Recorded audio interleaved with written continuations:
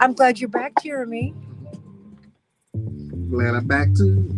What? Good morning All and right, no welcome Sunday to morning. Keep Hope Alive with Reverend Jesse Jackson. I got to get these headphones, Jeremy. We got to put that on my list of things to get. But strictly of our host and his guest. To speak with Reverend Jackson live, Oh, my call word. toll free 1-866-594-HOPE. That's 1-866-594-4673. And now, the Reverend Jesse Jackson.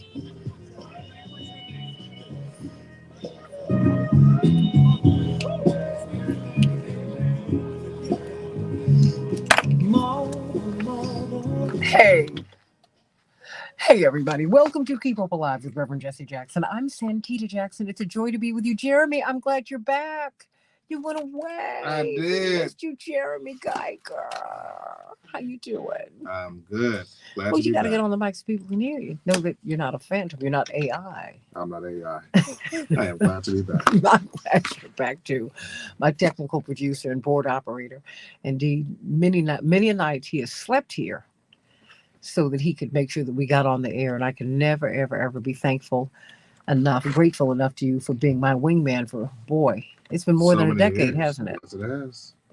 Yeah, it's been a long time. Hey, everybody, I'm Santita Jackson. This is Keep Hope Alive with Reverend Jesse Jackson, Sunday, March 10th, 2024. Indeed, uh, almost 60 years past Bloody Sunday, voting rights. What about voting rights? Did you hear enough about voting rights at the State of the Union address? What about Haiti? What about Gaza? What about? What did you hear? Was this the game changer for President Biden? Please go to your iHeart app and look up Keep Hope Alive, and you'll be able to hear us uh, right now. Or you can go to the Superstation out in LA, and so that you can hear us live right here on Keep Hope Alive with Reverend Jesse Jackson, election 2024. Let's discuss President Biden's 2024 State of the Union address. To be sure, it was a triumph for the president. He delivered this message with vigor and energy that voters have wanted to see from him to allay their fears about ageism. But more than that, about his health. And let me just take a sidebar for a moment, Jeremy. It's his health. His health does not bother me, quite frankly. You know, we all struggle with something or another, whether we know it or not. And I don't think we should throw the babies out with the bathwater just because someone is struggling with their health. I think that what former President Trump did, was very, very offensive when he teased President Biden's uh, speech impediment. He grew up as a stutterer, and I'm very sensitive to that because my brother, Congressman Jackson, had a profound stutter and stammer when he was growing up as a child. But so did Moses, so did Reverend Jackson. You don't do that. And when someone's struggling with their health, you don't fire them from their job. You just understand their struggles, and maybe they can become more relatable to you. So all this thing about ageism, this has not been the issue. Biden and Trump are virtually the same age, and Bernie Sanders is older than they are, but he is the most popular elected official in the United States. Ageism has not been the issue; it's been health. So let's put all of that aside. He looked fantastic, and he delivered his address in a way that made people feel very, very comfortable. That allayed people's fears about whether he could perform his presidential duties. But the question is, let's get to the substance of the address. He needed to perform well to turn his poll numbers around that have made him tremendously unpopular, or should I say they have demonstrated a tremendous unpopularity. These numbers place him among the least favored American presidents in modern U.S. history. What's going on? What is going on? Having said all of that, let's discuss what was said in the speech, what was left unsaid in the speech, how this will play out for election 2024. Now we have two presumptive nominees of the major parties, but you have Robert Kennedy coming in, getting on the ballot in major swing states and really all across the country. What will that mean? Because he's got solid numbers, everybody. So let's talk with this magnificent panel about these issues, everybody. What was mentioned? What was not mentioned? What did you want to hear more about at the State of the Union address? Voting rights, Haiti, ceasefire, poverty, migrant crisis resolution, inflation, trying to get from payday to Monday, and so much more. Was the State of the Union speech a new beginning for the president? Did he convince the doubtful? Did he convert the uncommitted? Let's talk about it here on Keep Hope Alive with Reverend Jesse Jackson. Hope you'll keep in touch with us at Rainbow Push throughout the week at 773 Freedom, 773 Freedom. Please go to rainbowpush.org and join the movement. We have a new president, and we're very, very excited about Reverend Dr. Freddie Haynes and all of the magnificence that he is bringing to the organization, the vigor, the energy, the vision. Please, we need your support as we seek to support you. Back with more of Keep Hope Alive with Reverend Jesse Jackson in just a few minutes.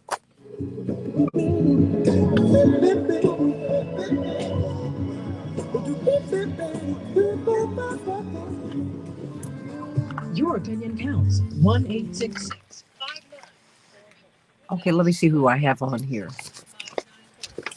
David Gibbs, Attorney Henry Conley, Attorney Sanat, Attorney Griggs, and Brother Yuri. So I have Gibbs, I have Yuri, Yep. I have Griggs, Yep. I have Connolly, And Sanat. and Sanat. Fantastic. Hello, everyone. How are you this morning? Good morning, computer. Oh, Good morning. Good morning. I'm really glad you all are here so you can. We're on Facebook and YouTube right now, so people can hear our crosstalk. But of course, I'm going to go to you. Reverend wanted me to go right to you, Attorney Griggs, President Griggs, about voting rights. Coming out of Bloody Sunday, of course, and given our needs about our voting rights. And so there's that. But we need to talk about Haiti. Reverend was very, very interested in us talking about that. He said we cannot ignore Haiti. Was that mentioned enough? What do you think? What's happening in Gaza with the ports? I think Dr. Gibbs, that's just to get some more gas and oil out of there. That's not to give any humanitarian aid. Hi, this is Anita calling from North Carolina. Hi. Good morning. You called me, Sandita? Oh yeah, I'm just saying. When I saw that that they're building ports, Yep. I'm like, really? This is about gas and oil. They just need to stop. These people are being slaughtered over there. This is terrible. It is ironic that Biden is providing the bombs and the money for bombs, and he's totally responsible for what's going on in Gaza. Mm-hmm. And he could, anytime he wants, insist that Israel stop the war, and if Hollywood stop the war, it would have to. So he can't escape responsibility for America's role in this. Israel is at fault, very strongly at fault for that death, but the United States too is at fault because we're making it possible. Oh. I just think we've got a lot. I mean, just as a preview, Attorney Griggs, did you hear enough? What did you think about, without giving your best stuff away, of course, before we go on the air? We're inside of 2 minutes. Did you hear enough about voting rights? Well, first, I'll just say the president's State of the Union address was strong. Mm-hmm. But no, I didn't hear enough about voting rights. I heard, a surface conversation about protecting voting rights, but I didn't hear any specifics. And so if he's trying to connect with the coalition that elected him, he's going to have to give specifics on how he's going to protect voting rights. Because right now, it's the social justice and civil rights organizations that are protecting voting rights, not the administration. That's a whole lot. Reverend Dr. Yuri?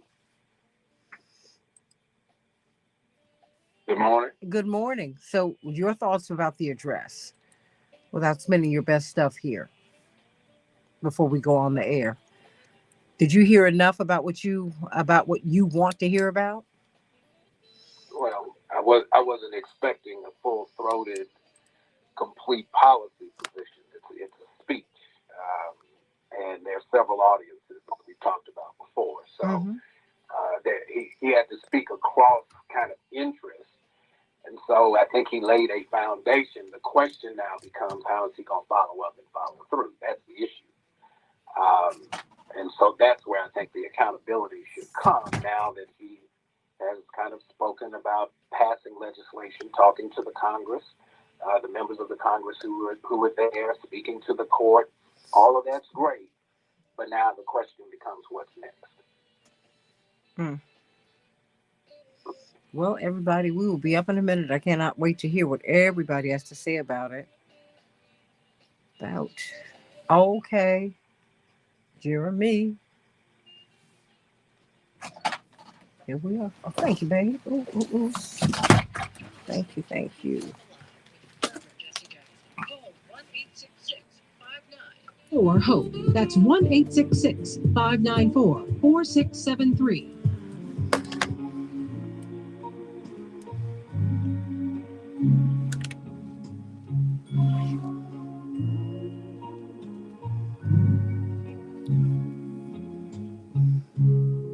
People get ready, have a train a come. Hey, everybody, welcome back to Keep Up Alive with Reverend Jesse Jackson. I am Santita Jackson giving you a little feedback. Excuse me for that. Please meet us on the Santita Jackson Show YouTube channel and on the Reverend Jesse Jackson's Facebook page and my own Santita Jackson and Friends Facebook page. I want to know what your thoughts are about the State of the Union address. Did it allay your fears? Many people have been talking about President Biden, his health, but more than that, they've really used that discussion. It's been cloaked by ageism, even though the top tier candidates are virtually the same age. And as I shared with you just before the break, I think that just because people are struggling with their health doesn't mean that you throw them out. I don't agree with that. You shouldn't do it when people have a job. It's illegal to fire someone because they're sick or because they're struggling. As you recall, about 40 years ago, President Biden nearly died when he was in the Senate because of brain aneurysms. And they were quite serious. He had 2 incidents, and fortunately, he survived them. And I thought that what President Trump did this past weekend in terms of mocking his stuttering was just absolutely out of bounds. And it was cruel. Cruel. Got to be very careful. Be very, very careful what you do to others because it will back up on you. That having been said, it's a cruel season because you'll see a lot of cruelty on all sides. And we, of course, do not embrace that here on the Keep Up Alive with Reverend Jesse Jackson radio show. So let's talk about the substance of the State of the Union address. Did you hear enough about Gaza? What about Haiti, everybody? Haiti, Haiti, Haiti. Haiti has continued to pay the price for opposing this major imperial power, and the Western powers have made them pay over and over and over and over and over again. What about that? Of course, you don't expect to hear the president talk about everything, but you did hear him talk about illegals. Let me start with you. Attorney Gerald Griggs, the president of the Georgia NAACP, someone who has courageously called upon the president to sign an executive order to protect our voting rights. Of course, an executive order, Attorney Griggs, as you have explained over and over again, it would only last the duration of the presidency, but it sends a signal. So what did you hear? First of all, your overall impressions of the State of the Union Address 2024. And then what about voting rights? What about civil rights? What did you hear? So I thought that, the president's State of the Union address was very strong. He was very vigorous. He was in a very campaign-oriented mode as he hit his top agenda items. And he did discuss voting rights and the anniversary of Bloody Sunday and the fact that they needed to send him on his desk the Freedom to Vote Act and the John Lewis Voting Advancement Act. But I didn't hear enough specifics, or I didn't hear enough what he was going to do. I mean, it's one thing to ask the Congress to do something. It's another thing to say, I'm going to sign an executive order tomorrow empowering the John Lewis Voting Rights Act while you are debating it. That's something that would have been very strong. He could have sent a strong message to the Supreme Court that was sitting there. He sent a strong message to the Supreme Court with regard to reproductive rights, saying that women have strong electoral power, which they do. But he could have sent a message that all Americans have strong voting rights, and I'm going to protect that. So he was strong. He was vigorous. He's a man of the Senate, so he always likes to go back and forth. But we didn't hear enough about what he's going to do about voting rights. And then we also did not hear enough about police reform. He mentioned it one time. And so when you have Tyre Nichols' family, who is reaching out to have a meeting with President Biden the same way that George Floyd's family reached out and had a meeting. You haven't done enough about that at all, and you only mentioned that one time in the speech. So there was a lot in the speech to unpack. It was strong as far as the tone, but as far as policy and actual steps he's going to take, it was light on that. So you're saying substantively it was lighter than the style of the speech, because people really wanted to see if he was going to get through it, Attorney Griggs. Yes, it was absolutely light on follow through. And here's the thing, people have to stop chasing talking points. No one was seriously worried about his age. You know how I know they're not seriously worried about his age? Because his opponent is just as old. And so we need to get out of this conversation about, like you said, ageism and the surface things. Look, we have concerns that both of them can make it through the next 4 years. But if we are going strictly on what they are going to provide, what policy agenda items they're going to land on, we need to stop focusing on the talking points and the media points and focus on how they're going to change the lives of 330 million Americans in the next 4 years. Of course, Attorney Gerald Griggs, president of the NAACP of Georgia, but he has been on the front lines of pushing for really the securing of our voting rights all over the country. Let's just go through the panel. Dr. Gibbs, what did you hear? And what did you hear more of? We heard talk about reproductive rights. We heard a lot of things, but what did we really hear? One thing that struck me was, again, the focus on foreign policy. Again, that's not surprising because presidents tend to focus on foreign policy, and this one certainly has. But it was in a very sort of belligerent, confrontational way with regard to Russia. There did seem to be a need to pursue.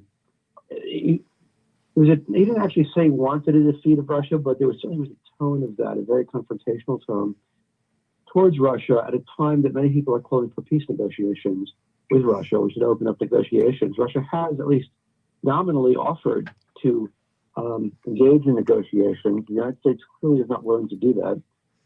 Ukraine is not willing to do that. And there was nothing about negotiating with Russia.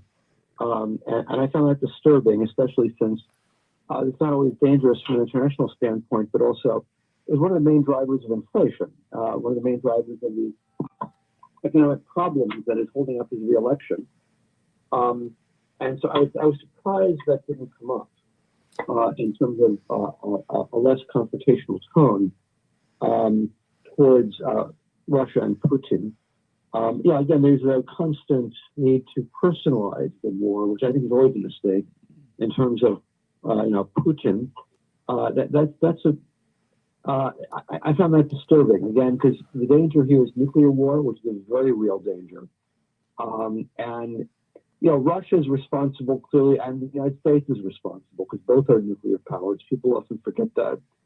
And so that disturbed me. Another one was there seemed to be, honestly, a certain dishonesty with regard to the war in Gaza. That in Gaza, the main reason we're having the war, well, first of all, is Israel, but also the United States, which is backing Israel, has backed Israel financially the last 50 years. And we're doing so to the hilt right now. And you could say that Biden is backing Israel more than any other president ever has, to a degree that is unprecedented.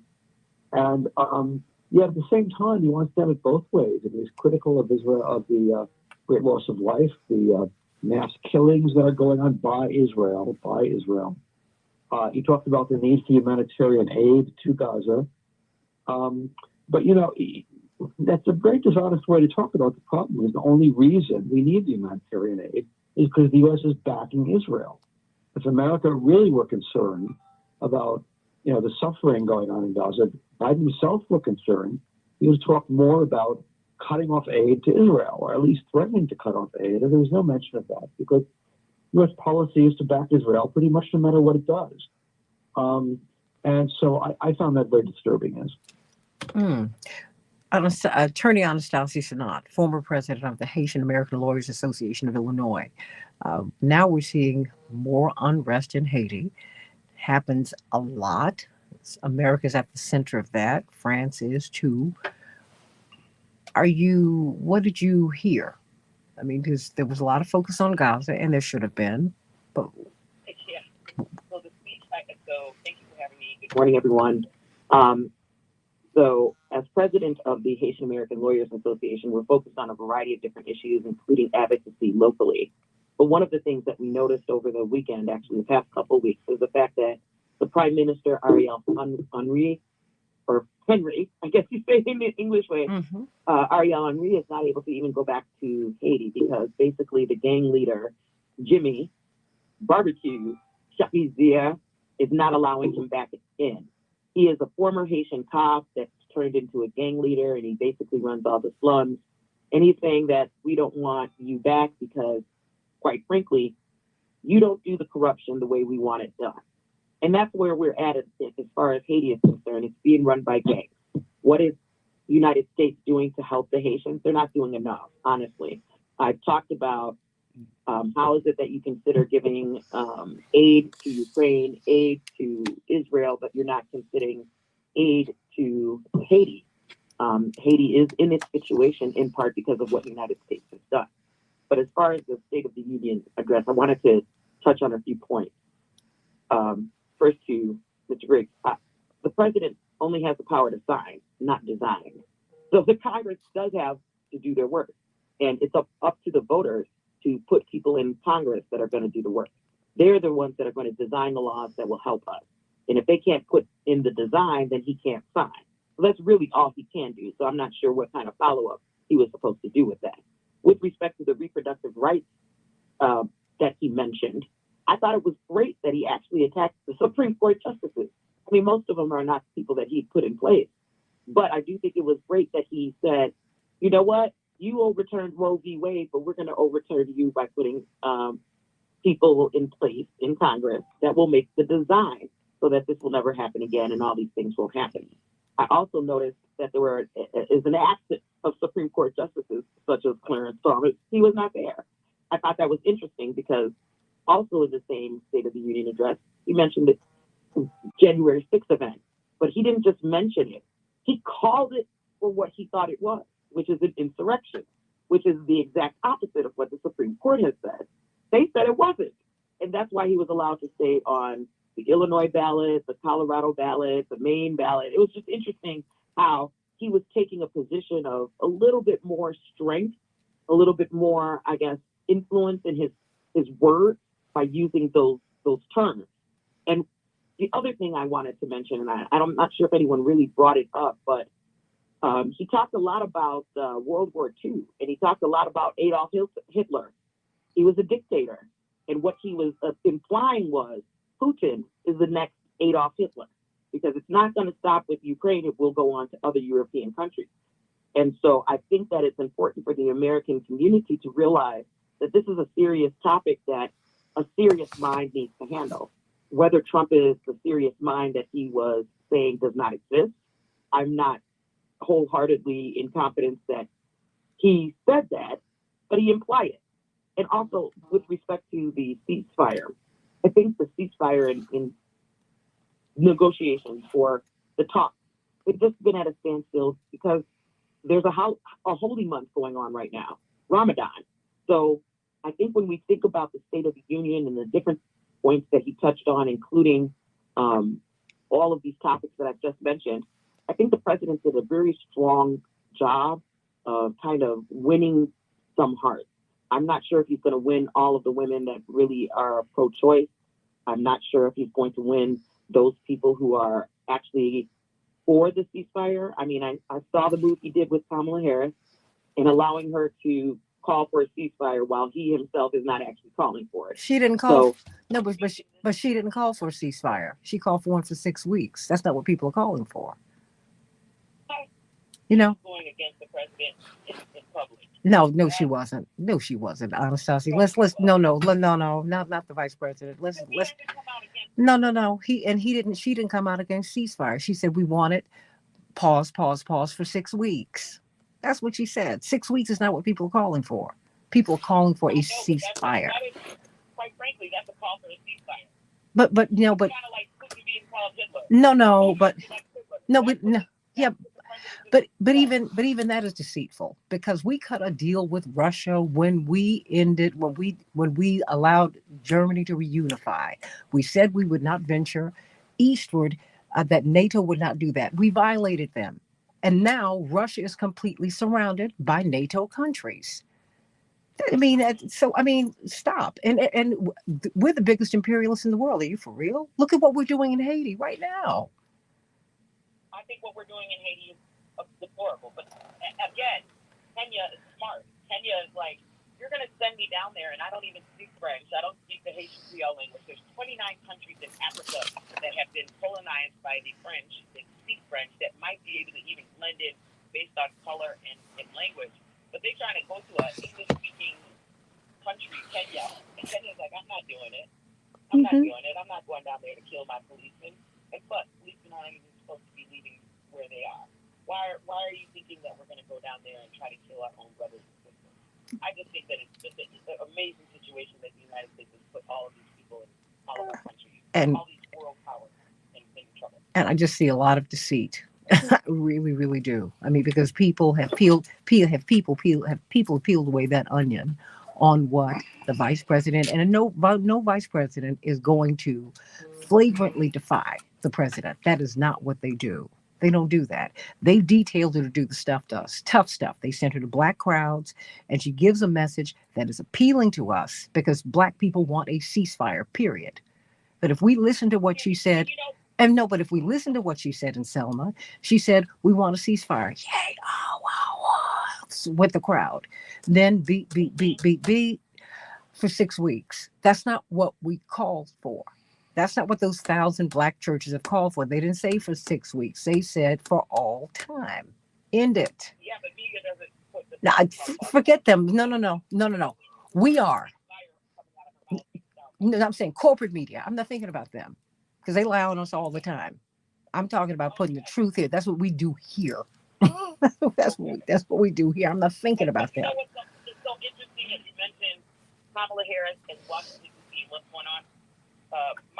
Our organization, Delta Sigma Theta Sorority Incorporated, is currently having their 35th annual Delta Days at the nation's capital. Mm-hmm. And what that does is it gives an opportunity for all of our chapters to actually speak with the people that they've elected into Congress.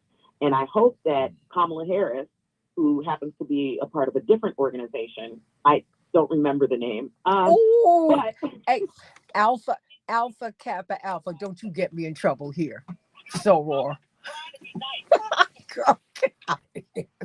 Alpha Kappa, which is our founding black sorority. Let me just say that. It's important. Don't go there. Anyway, so what I'm trying to say is that we have citizens like members of Delta Sigma Theta Sorority Incorporated who are on the ground, who are in person, that are talking to Congress, that are telling them, look, these are the types of things that we want for our communities. These are the types of things that we need. And they're getting a one-to-one and face-to-face conversation. And those individuals that are not willing to change the position in order to inspire, okay, that's the word I'm going to say, inspire these women to vote, they're going to lose. I really believe that a lot of people don't consider black women voters as a powerful, subgroup of the electoral voters, and I think that they are. I think we have the power to influence. I think we have the power to convince. I think we have the power to vote. I know that the John Lewis Voting Rights Act is not currently there. I don't even know why we even have to consider this so many years later, but here we are. 2024, we're still talking about how can we get black people to vote. It was reintroduced last week. Why are we still doing this though? Why aren't we already done with the fact that we're gonna vote? You know that you need us. Why are black people still fighting for it? Some of the most powerful legislative initiatives were by executive order, starting with the Emancipation Proclamation and the desegregation of the military. So we have the power of the pen, not just relying On the Congress for legislation. And let's talk. Executive orders happen in different ways. DACA, the Deferred Action for Childhood Arrivals, came from the executive head of President Obama. Yeah. Where is it today? None of those systems. Yeah, but Emancipation Proclamation. where they are. It got struck down by the United States Supreme Court, which means that will probably happen.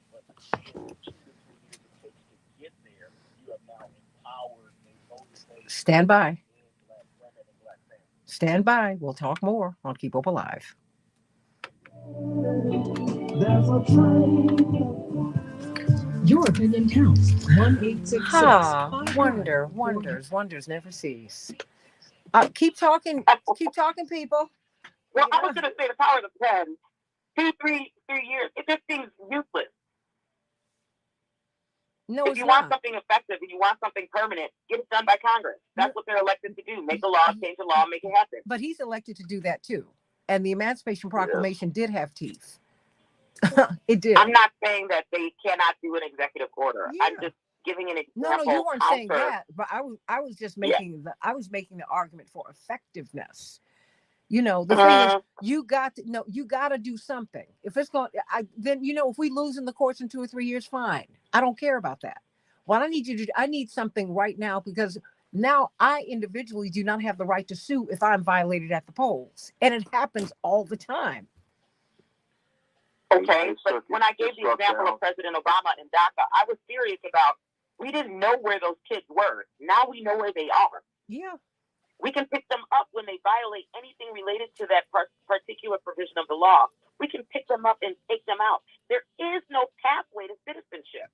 There is no opportunity for them to become full members of society. It's really just, thank you, and here's your work permit. That's really what that was. Well, why would I want an executive order that doesn't have to meet in the but then for 2 years? It's just, obviously it's another fight. But you got to start with the executive order. You got to do something for me. You got to do that. I don't mind going to court, but you got to give me that. To begin with. Well, if I'm going to come out on top, I'm going to come out on top. I'm going to start with a position of strength. Well, I'm not going to start with that position of weakness. And I think executive orders are just positions of weakness. Well, I wouldn't say that about the Emancipation Proclamation. And all of them got reversed. Hold on. So the Little Rock 9 order to desegregate schools was a position of order 1957. I need for you to understand there are multiple avenues to get to where you want to be. And so saying an executive order has no teeth and is not powerful is not true. Hold that thought. Hold that thought.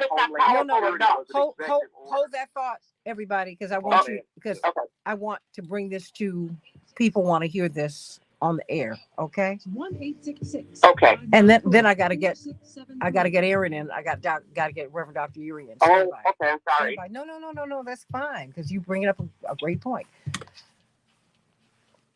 Hey everybody, welcome back to Keep Hope Alive. That's why you gotta be on with us. Hey Morning Stars. The Santita Jackson Morning Stars meeting us. Hey Chapearl, how you doing, girl? Call us at 866-594-HOPE, 866-594-BOY. Attorney Anastasia Sanat and Attorney Gerald Griggs have gotten things rocking and rolling this morning, Dr. Griggs. Excuse me, Reverend Dr. Griggs and Dr. Gibbs. I think that it is a weak power play. That's all I'm saying. When you're playing chess or when you're playing checkers, you got to really think of the stronger position that you're going to take. Girl, wait. You take that strong position immediately. You shouldn't start from a power play that's so weak. We've been nothing but playing chess for 400 years since we've been here. It was a big move to get Lincoln to sign the Emancipation Proclamation. Thank you, Frederick Douglass. But you go into it, Gerald Griggs, Attorney Griggs. Here's the thing. If you look at it historically, you have to use the tools that are available. There are multiple pieces in chess. You don't sacrifice your king. Sometimes you put the pawn out there. Sometimes you put the rook out there. Sometimes you put the bishop out there. We're not saying that you end at an executive order. What I'm saying is, because of what the Eighth Circuit just did, saying there's no private right of action in the Eighth Circuit for Section 2 of the Voting Rights Act, which was legislation, which they are gutted, then you have to use the power that you had. And yes, we had both houses of Congress and we had the presidency, and he wanted to do COVID relief, he wanted to do infrastructure, and then he finally got around to some semblance of voting rights, which was not able to pass. So when we look at this historically and empowering the millions of African American voters who sent him there, he needs to do more than just give a speech with fluff about what he is trying to do. He needs to actually do something. And if he's not going to do something, there's going to be millions upon millions of African Americans in the South that are going to say, well, my voting rights were just taken by SB 202 or by laws created in Alabama and Mississippi and South Carolina. So I can't vote because the lines are too long, because we have shortened the amount of access to early voting, because we don't have the ability to provide line sustenance while they're standing there. This is a real issue that's impacting real Americans, especially Black Americans in the South. But you also brought up manufacturing.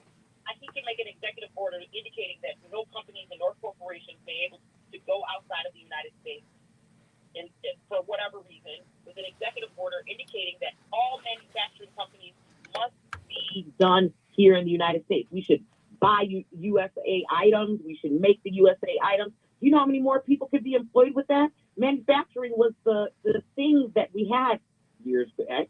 But I'm just saying, at the end of the day, an executive order is not the teeth that I think is needed. And obviously, I understand what you're saying about the pawn and the bishop and all those things in the game of chess. But I really just think it needs to be more of a stronger bite. I think the queen needs to come out and really make a play for the king. That's what I think. You got to start somewhere, honey, because right now we don't have any cover. We have none.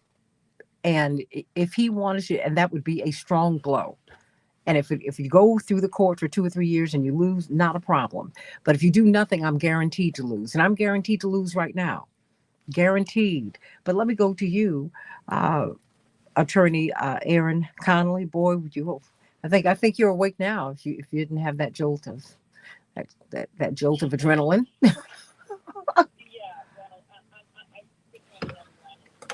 Been loving this conversation, and this part of the conversation I think is important if we put it in the political context of where we are in the election battle. And for all of us on this call, we've been on the front lines, and we know, especially in Chicago and in southern states in the United States of America, elections really are battles, right? You're on the front lines, you're supporting teams, you're deploying people to certain locations. It's a fight. And what we've seen in the last 2 years is an attack state by state, sometimes county by county, to dismantle voting rights, to take away Sunday voting. There's limits on souls to the polls. There's limits in certain neighborhoods. There's intimidation tactics in certain neighborhoods on certain populations. And we see this throughout the country. And we need to make sure, as you said, Santita, that we have the air cover going into this tough election season. And we're seeing some of it as the primaries play out, which will be helpful to mitigate what we need to and make sure that our folks can vote. But people are being purged from the voter rolls. They're being, their access is narrowing. And this is a real issue. So I agree. I think it needs to be a yes and. We need some leadership from the president on this to make sure that this election is a fair and accessible one for all people. That is a national security issue. And I think as he was talking about the foreign threats from outside, right? What about these internal threats to our democracy as well?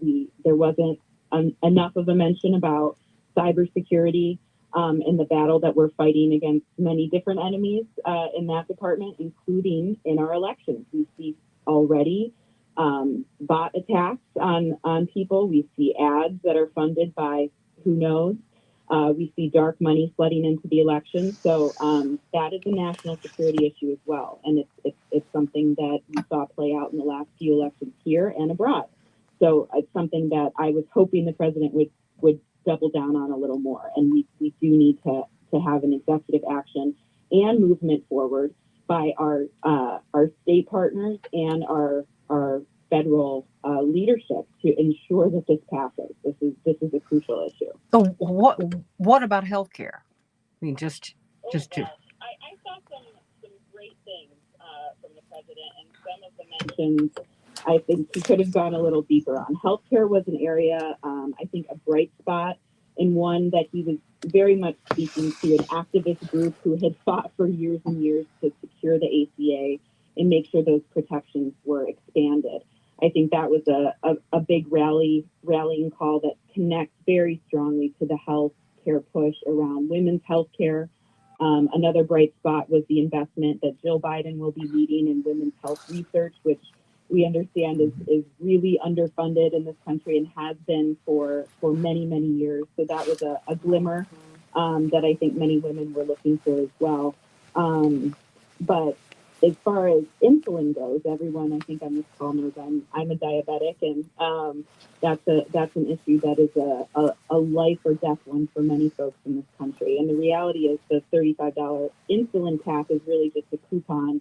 And depending on what state you live in, for example, the last 2 weeks, Tennessee put limits on that. So insulin will be much more expensive in the state of Tennessee. So Biden's call to really cap insulin at 35 with a federal mandate to do so.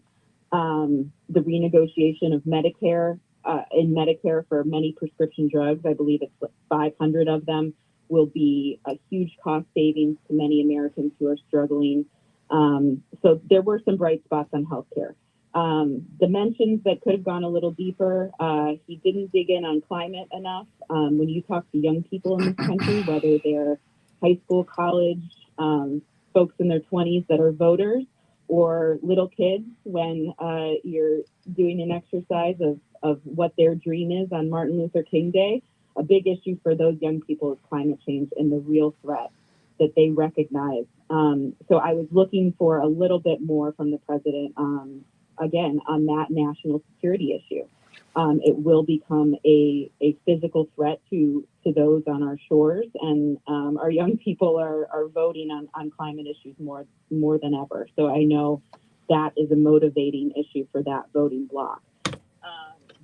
As far as gun violence, I think it was important that he dug in to that and really talked about some of the work that has been done that Republicans have blocked.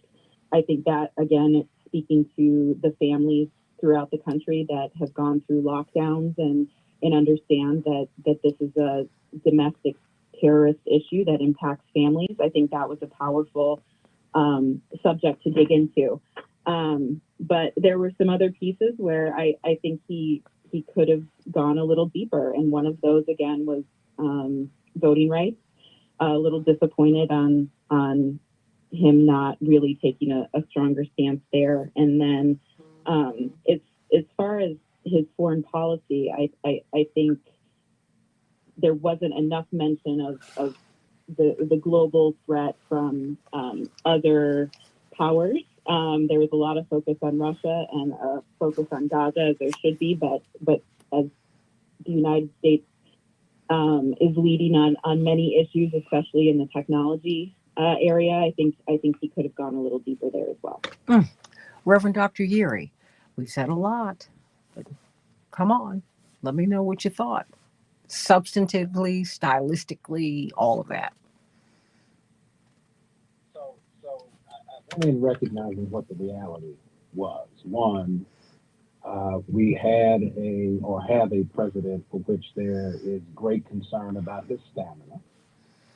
And so there were going to be limitations just based on how long he could stand up there. I think he pushed it as far as he could. Had he stayed another 10 minutes trying to stay on point, recognizing that he's got some very real challenges when it comes to public speaking and how long he's going to be able to kind of be at the top of his game. He wasn't going to go all day. So that means you got to figure out what you're going to put in the speech that's going to run after you do the inserts of the acknowledgments and who you're going to highlight that's in the gallery, and then come back to the policy and deal with the give and take. All of that's kind of factored in. So I was listening for who is he directing certain policy agendas for action, right? Because at the end of the day, he's the executive. He's not the legislature. The court is not going to deal with executive overreach. This particular Supreme Court has been very hostile to it.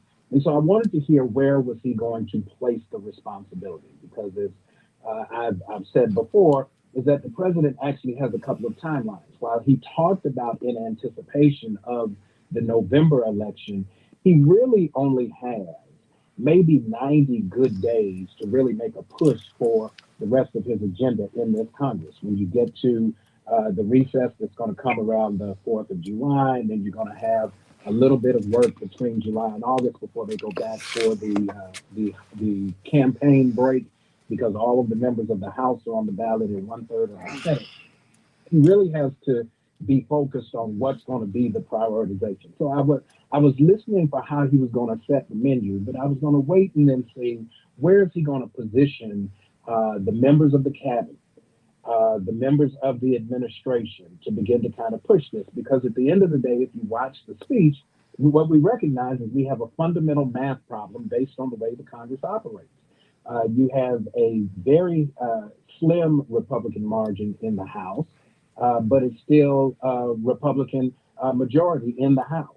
How are you going to get your agenda through when all of your spending bills initiate in the House, and then you got to get the House to sign on to whatever other programmatic legislation that you want to pass? You've got a Senate that is as close. They call it 51-49. In reality, it may be 51-49 the other way, depending on what Senator Sinema, who's not running now, and Manchin, who's not running now, is going to do. And so he's got to figure out, even as he's laying out these expectations for 4 more years, he's got to have a very real concern that if he doesn't get it done, however, he's got to be able to push it, whatever he can push legislatively, he's going to be stalemated as we get closer to November. And depending on what happens in November, if the numbers portend that the next Congress is going to be swayed where you may have to flip it, you may take the House, but you may end up losing the Senate. Well, that's going to affect you in terms of your judicial appointments to the federal bench, because now you're going to have to play a slightly different game to get your nominees confirmed. We've got to recognize that in the course of this, I understood going in that he was going to be speaking to different audiences. He was going to speak to the base. He was going to speak to the folks in the middle. He was going to speak to the members of Congress sitting in front of him. We saw the banter back and forth and the craziness with Marjorie Taylor Greene and her Make America Great Again hat in the chamber, right? He spoke directly to the court, right? Whether or not folks think that. I thought it was good for, it was a TV show, right? It was good for the moment because it said that I'm going to present that I can challenge whoever, whenever, and wherever I need to. Now we have to deal with the practicalities of what he said. Did he touch on everything? No. Did he touch on the things that he did touch on sufficiently? Absolutely not. If that were the case, to have the real kind of rigorous debate that's necessary to move these things, we might still be in the State of the Union address, because these are not issues that you can really gloss over in the soundbite in the speech. So I came with different kind of expectation. I was looking to see how would he present, right? Would he give the demonstration that he was capable of being able to rise to the moment? Now, he may have had to stay in the bed all the way up until the hour before he had to show up at the Capitol. You know, it's like, look, let him get his rest, because we need him to be on his game for a good 90 minutes, and then he can go back to bed, right? That's kind of the way it kind of felt. You didn't hear much that day. They would say he was, prepping for the speech, but for all intents and purposes, because I think we were expecting so little, I think we got more than we kind of anticipated. The real challenge, this goes back to the conversation about what you can do with executive orders. And I just want to make sure that the executive order is a tool. It is not legislation. That much we all agree on. And so unless we get the change to the rule, which is changes in the law, we're going to always have to stay vigilant and diligent in making sure this moves. There's not a conversation about the Emancipation Proclamation and what it is, but all you got to do is read the words. So the Emancipation Proclamation freed those who were held captive in the states now in rebellion against the United States. There's an ongoing historical argument about whether or not the Emancipation Proclamation in its issuance had any legal authority, because those states had already seceded from the Union. They had incorporated as a confederacy. And so while it was important to draw the attention to the importance of why we must speak to it, that's the importance of the Emancipation. It's important enough to speak to it for even those that are our detractors. The only thing that really made the Emancipation Proclamation mean something is that you now have a 13th Amendment to put behind it. That's where we've got to do the follow-up. Issue the Emancipation, but don't just hang on the executive order. To Gerald Gregory's point, we still got to have the legislation that kind of pass constitutional action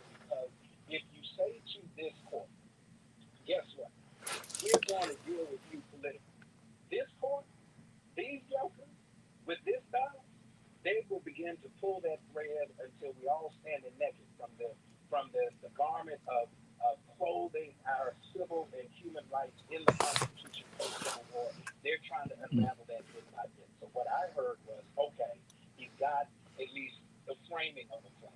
But now we got to give him the pressure to make sure he implements the plan, both in terms of domestic policy at home. I did not hear enough about the pain that folks are feeling at the kitchen table. But most importantly, when we start looking at our standing, there's this thing about the reputation of the United States in the world. Well, fine. If our standing in the world is indeed at stake, then we have to take lead in positions that are not going to be popular, but are necessary in the moment. The real question is not what he did just that night for the State of the Union address. I want to know what he started doing the next morning when it was time to follow up on what he said. Don't just talk about it, be about it. Put your money where your mouth is, and then you can make a decision about who we're going to stand with and stand behind. You know, and ultimately what a president does is change the tone and tenor. It is as much a symbolic position as it is a substantive one. So when you sign the Emancipation Proclamation, it changes the conversation in the nation. When you come before Congress and say, we shall overcome, after the deaths of James Reeb and Viola Liuzzo, you change the conversation in the nation. That is what we need the president to do. Then we do the necessary legislative and if necessary, constitutional follow-up. But I need you to do what you do. I need you to do what you do, which is to change the tone and tenor. Pointed out is that he didn't talk about enough about the healthcare issues that matter. Yes, he did talk about. I got you. I got you. But I gotta run. Just stay right there. Stay right there. No. When I got a hard break. I got other people pulling at me. So stay right there, and we'll keep talking through the break right here on Keep Hope Alive with Reverend Jesse Jackson. Back in just a minute.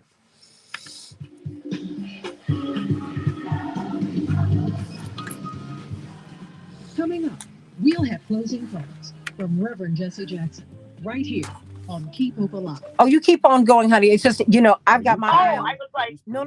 I have my eye on the clock. I got to get out for my affiliates. Okay. I I just I wanted to talk about what Aaron Connolly pointed out, that he didn't dive deep enough into the healthcare issue. Yes, he talked about insulin, talked about capping the price. It's going to help those who are diabetic. But one of the things that are facing me right now is healthcare for seniors like himself. All those baby boomers are still alive.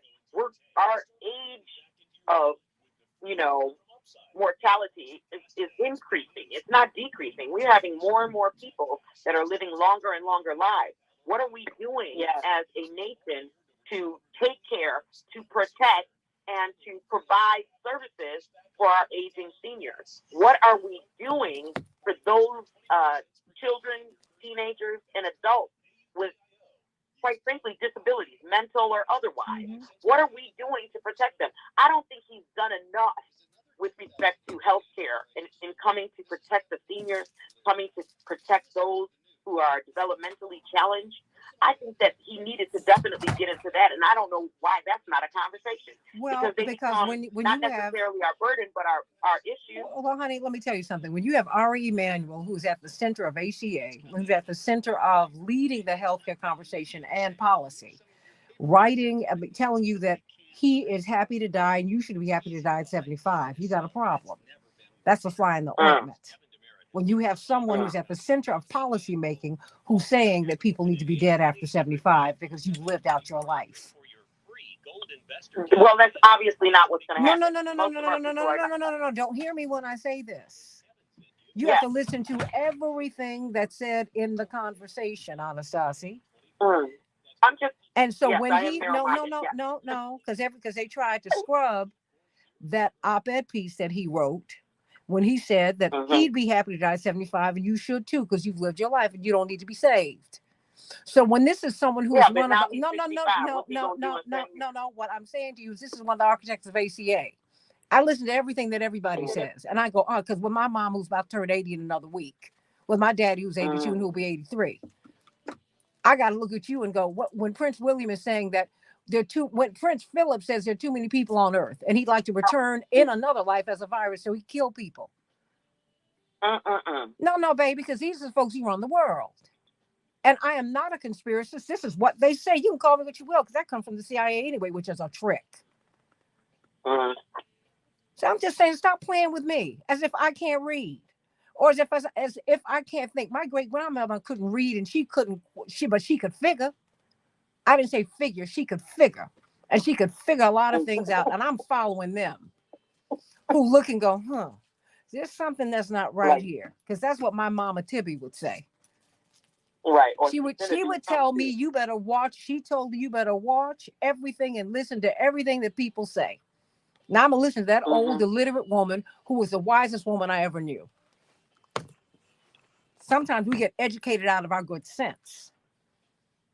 Better pay attention to what these jokers are saying. When someone says you need to die at 75, are you for real? He said it, and more than that, he wrote it. So I gotta beg you, while people have gone back to animal grade insulin, what?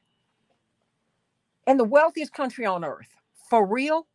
While people are rationing it, so people are dying because of their diabetes right now. Sure. Prescription drugs are definitely an issue, but I'm really concerned about what our healthcare plan with respect to the Affordable Care Act or I thought it was cute that he mentioned Obamacare and they laughed. But I really do think it's important that we do think about our seniors and those who are developmentally challenged. Stand by, because I know Dr. Gibbs is going to have to leave us. I'm sad, Dr. Gibbs. 10 seconds. Right. No, it's okay. Abandon me. Abandon R. 4, Stand by. 3, 2, 1. You're live. Hey, everybody. Stay tuned for the second hour of Keep Hope Alive with Reverend Jesse Jackson. Boy, this conversation has got real hot, Reverend Dr. Yeri and Attorney Gerald Griggs. I love it, love it, love it, love it. But Dr. David Gibson said, I'm out parachuting, but he's got other things that he needs to do. I'm so glad you're with us today. Put a bow on this for us. I'm glad to be here. Always. So your thoughts about the State of the Union? What should we be thinking about now that it's in the rearview mirror? There's this problem of extreme divisiveness, and normally I'm not afraid of divisiveness. Divisiveness is politics. Again, what I'm afraid of here is violence. And I think some effort should be made to try and appeal to the other side just to avoid the possibility of violence. Mm-hmm. And, what Biden gave was basically a campaign speech, which is atypical for State of the Union address. It was very partisan. Clearly, the strategy is not to convince the other side, but to increase turnout on his own side, which is a good thing. I like to see increased turnout. That's very important. Turnout is too low in this country. Too many people don't vote. And I'm concerned about sort of the vilification of half the country, which I think is somewhat implied here. There are attacks on Donald Trump, which is fine up to a point. The problem is that can spill over into attacks on people who voted for him. And I'm worried about that, basically. I'd like to see more effort to try and persuade people who voted for Trump that he's the wrong person. He's a bad choice. And I think there's less and less focus on that among Democrats. I think also there's kind of a moral crusading tone that, again, in my view, can be very dangerous, especially at the international level. There's an effort to sort of blend together the domestic and the international. We're facing this domestic threat from this tyrant called Donald Trump, and this international threat from this evil figure called Vladimir Putin. That emphasis was put on Putin, but it was clearly there. And always with implied I've got 5 seconds. Adolf Hitler. So wait a minute. Stand by. Back in just a minute. Thank you for listening to Keep Hope Alive with Reverend Jesse Jackson. For more information on upcoming shows and guests, please visit our website at www.keephopealiveradio.com. Dr. Gibbs, I want you to finish what you were saying. Well, just that, what we do need is at the international level, we need in Russia and in Gaza peace negotiations towards a permanent ceasefire. And Biden, is talking as if he wants one in Gaza, but he's not acting that way. He's backing Israel to the hilt without qualification, really, despite what he says. In Russia, he's very openly seeking confrontation, a continuation of the war. He's making no effort to use rhetoric that could open the way to some kind of negotiated settlement, even though Russia has said they're open to negotiating. The Pope has called for a negotiated settlement. I think he needs to basically listen more carefully to what the Pope is saying. I'm not a Catholic, but the Pope has, international standing, and he has a point here. We need to end this war in Russia and in Gaza. And so I think that we also need to maybe at least reduce the tenor of violent rhetoric in the United States and not increase that rhetoric. And so I'm a little bit worried about the sort of Would you like to say that at the top? humanization. Would you like to say that at the top here before you go? Oh, sure. I didn't realize that wasn't done the air. Certainly. Okay. We're coming up right now. That's 1-866-594-4673. Commissioner Allison. And now, the Reverend Jesse Jackson. Hey, everybody. Welcome to the second hour of Keep Hope Alive with Reverend Jesse Jackson. I'm Santita Jackson. It's Sunday, March 10th, 2024, 59 years after Bloody Sunday, which led to the Voting Rights Act. Was that mentioned enough, voting rights, during the State of the Union address? We're talking about the State of the Union address, which was a strong address. The president, he hit a home run.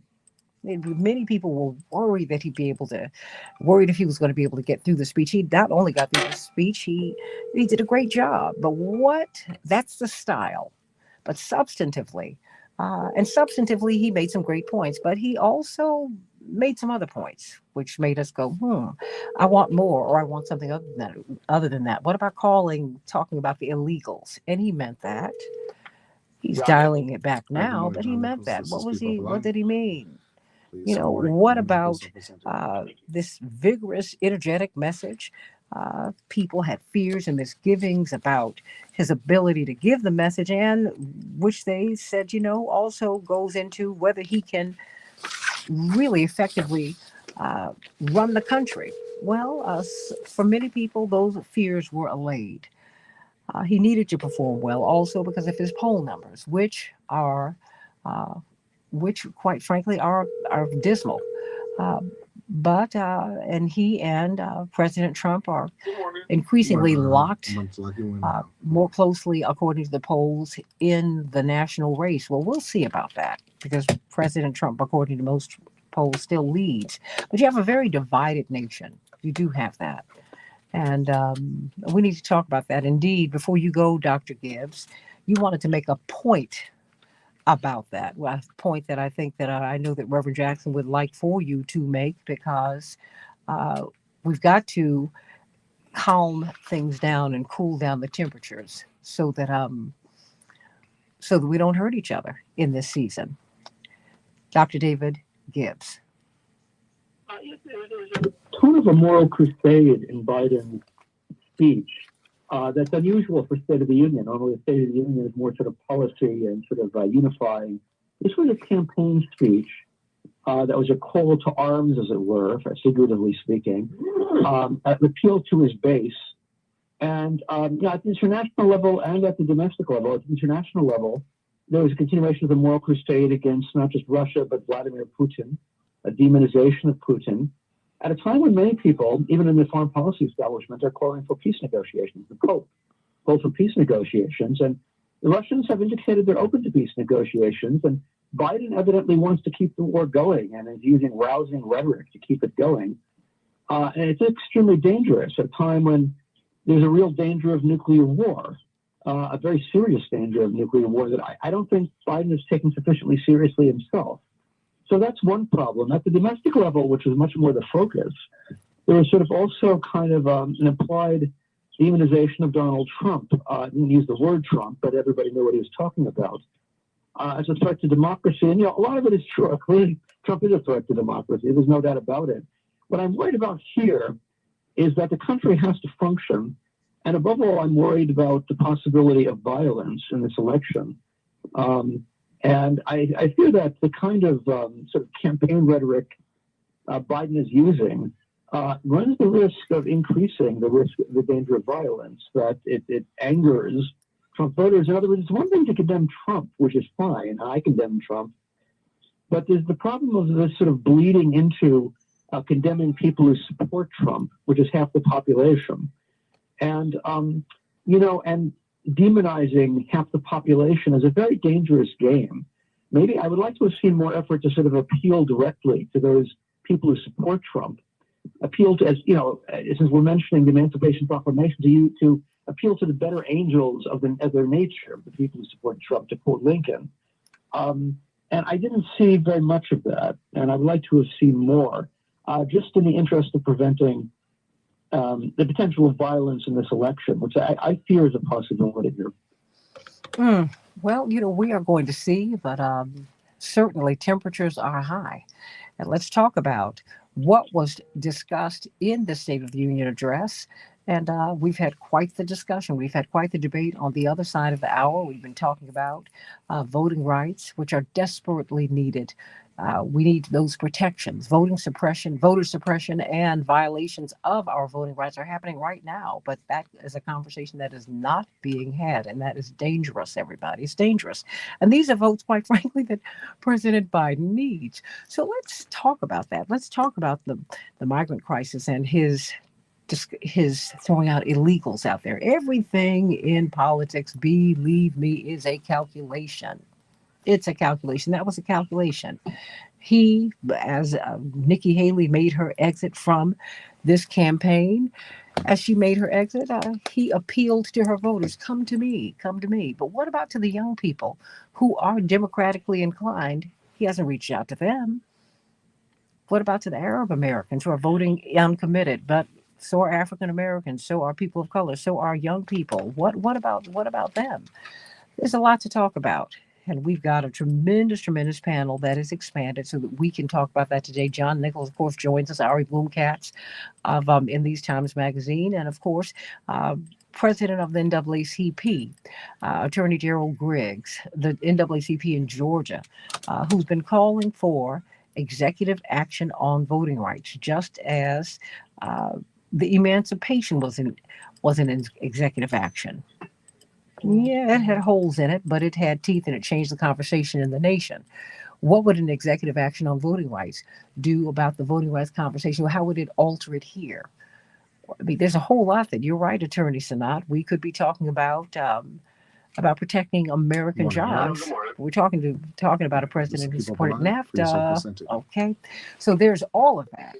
You see what has happened with that. So let's talk about this on Keep Hope Alive with Reverend Jesse Jackson. Throughout the week, I want you to reach out to Reverend Jackson at 773-FREEDOM, 773-FREEDOM. That's Rainbow Push. Go to rainbowpush.org and please join the movement. And I hope you'll join me on my show on AM 950 Radio, the voice of progressive Minnesota, 6 to 8 Central Time every weekday morning. And of course, you can find us here over on the Santita Jackson Show YouTube channel, Santita Jackson and Friends. And keep it locked right here on the Reverend Jesse Jackson Sr. page as we talk about the State of the Union, the speech, and the state of our union. Back in just a moment.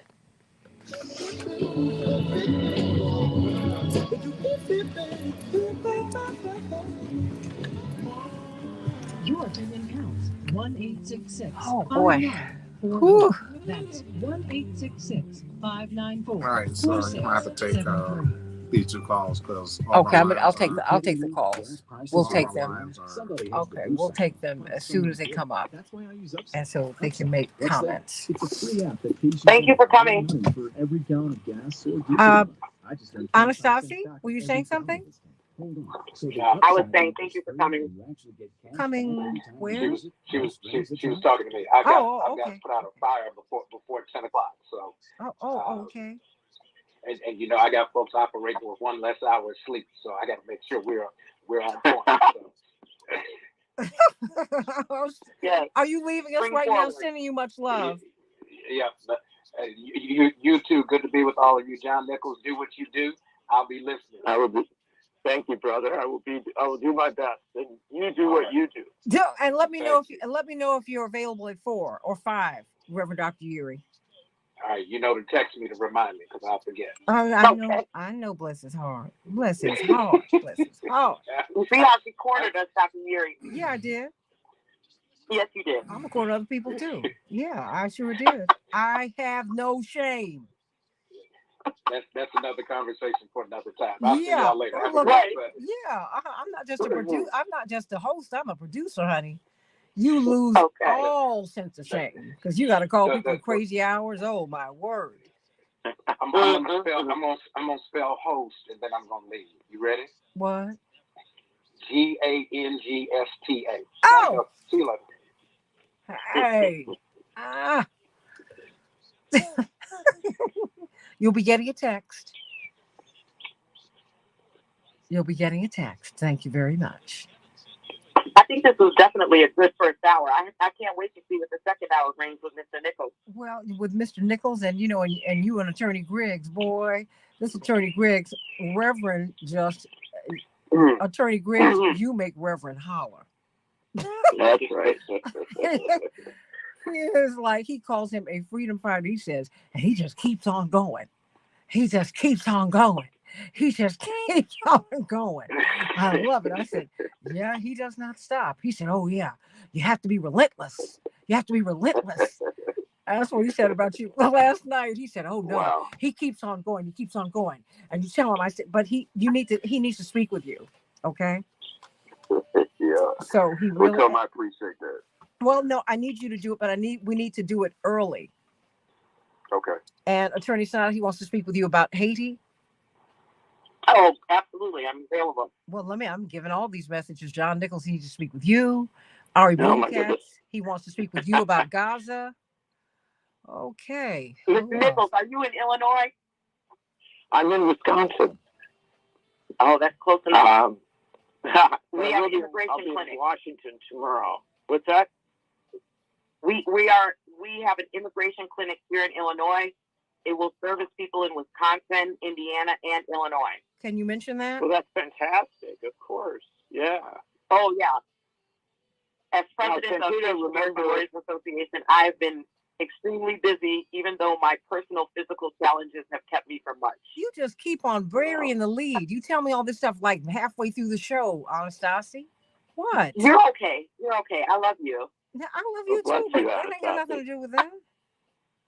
It's Santita. Yeah. Santita, just to remind you, I have to be out at a little early today. Oh, no worries. I've got as you can hear, I got a house full, but you know what? In fact, you do. I'll Get out early and let them do their good work. absolutely. I'll bring you on, and then because I need to hear from Ari, he wrote a brilliant piece. Have you sent this to John Nichols, Ari?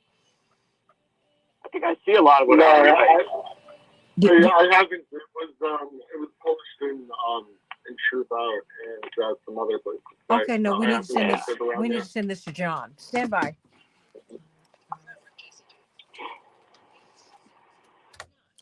You want me to go to the callers real quick? Let me go to. Okay, I'll go to one. Hey everybody, Keep Hope Alive with Reverend Jesse Jackson, John Nichols, on your way to church, but I need to get at least one of these callers in very, very quickly. Fred from Los Angeles. Fred, what's on your mind? It's, I'm going to need you to make a comment because we need to kind of cycle through these callers. What's on your mind? You always give us something to think about. You're talking about voting rights. Well, voting rights gave us Joe Biden. He talked about the middle class that his predecessor, he and his predecessor killed. You used to be making on $1,000 a week in the inner city, and you were walking tall, but not anymore. Now, inflation, you can't put the genie back into the bottle. The price of eggs that used to cost 99 cents, or some people say cost $6 or $7. That price might go down. He says, well, the rate of inflation is only going up a little, but the high price is already there. Now, what causes inflation is the price of trucking, the price of diesel fuel. I did that for 31 years. Now, you still got $6 a gallon gasoline here. And now let me get to the heart of the problem. When you start talking about America is safer and because of less crime, and you start talking about the Republicans wanted to kill the Social Security, I saw Speaker Johnson shaking his head, and somebody yelled out he was just a flat liar. But immigration was his main subject.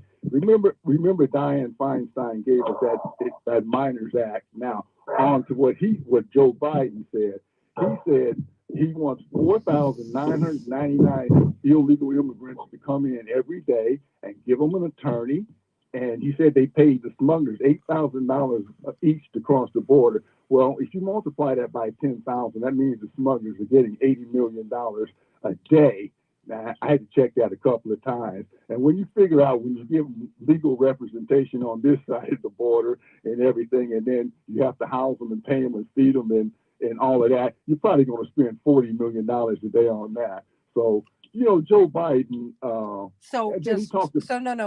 So very quickly, I need you to.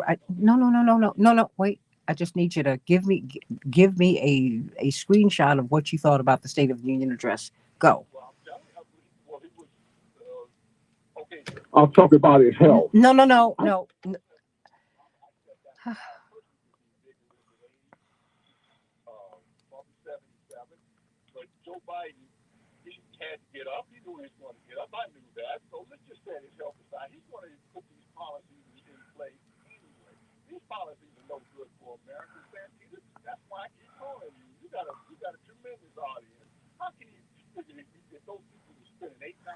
So you didn't like the speech. I'm just trying to. You got to help. You okay? All right. Okay. Okay. I got you. I'm feeling you, but you got to work with me. You got to work with me because I'm working with you. All right. I got you. It's all right. It's all right. And I'm glad you listen. All right, sweetie.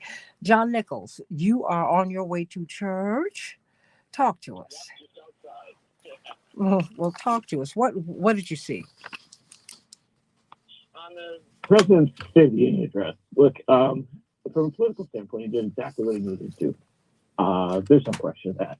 The great issue built up. It was a fake issue, but it was built up by Donald Trump and his media echo chamber was a suggestion that Joe Biden was incompetent, that he was literally incapable of running this campaign or serving a second term. He went out there and gave a very boisterous, energetic, and engaged speech. When somebody yelled something, he responded. It was probably one of the most important speeches politically that he will ever give, because there's no question that it had a revitalizing effect for his candidacy. There were focus groups that were watching it that said that you saw something like a 17 to 20 point rise in confidence in his abilities on people who watched the speech. So that was, he did everything he was supposed to do in that regard. But remember, speeches are not just style, right? They also are content. And in content, there are challenges there. This speech did do a good focus on unions, on some economic issues, and clearly he wants to run on those issues.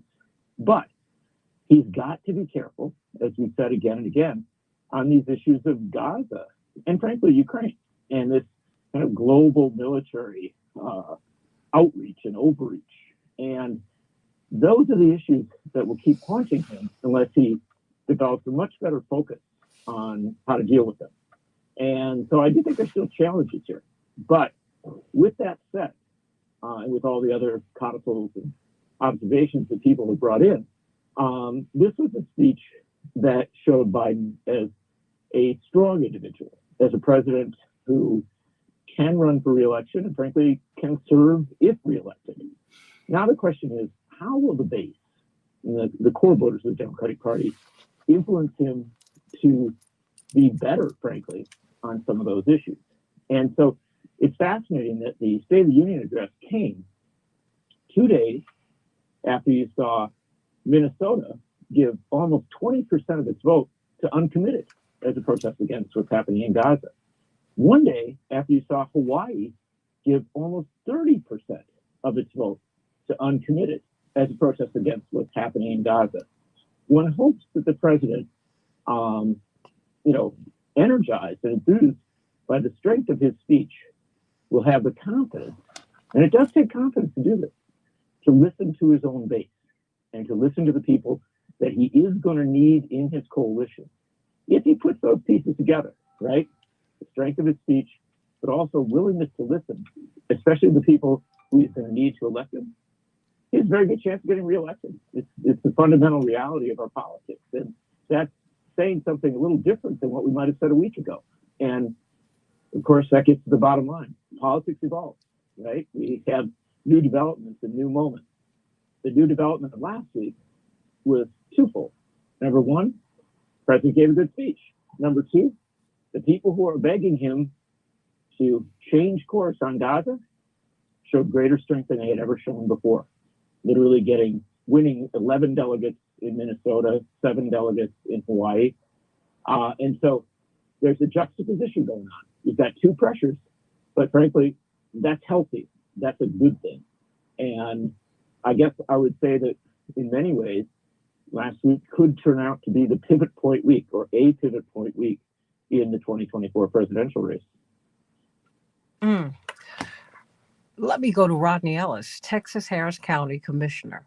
What did you hear in this pivotal state? Oh, so much is going on in Texas. Whew.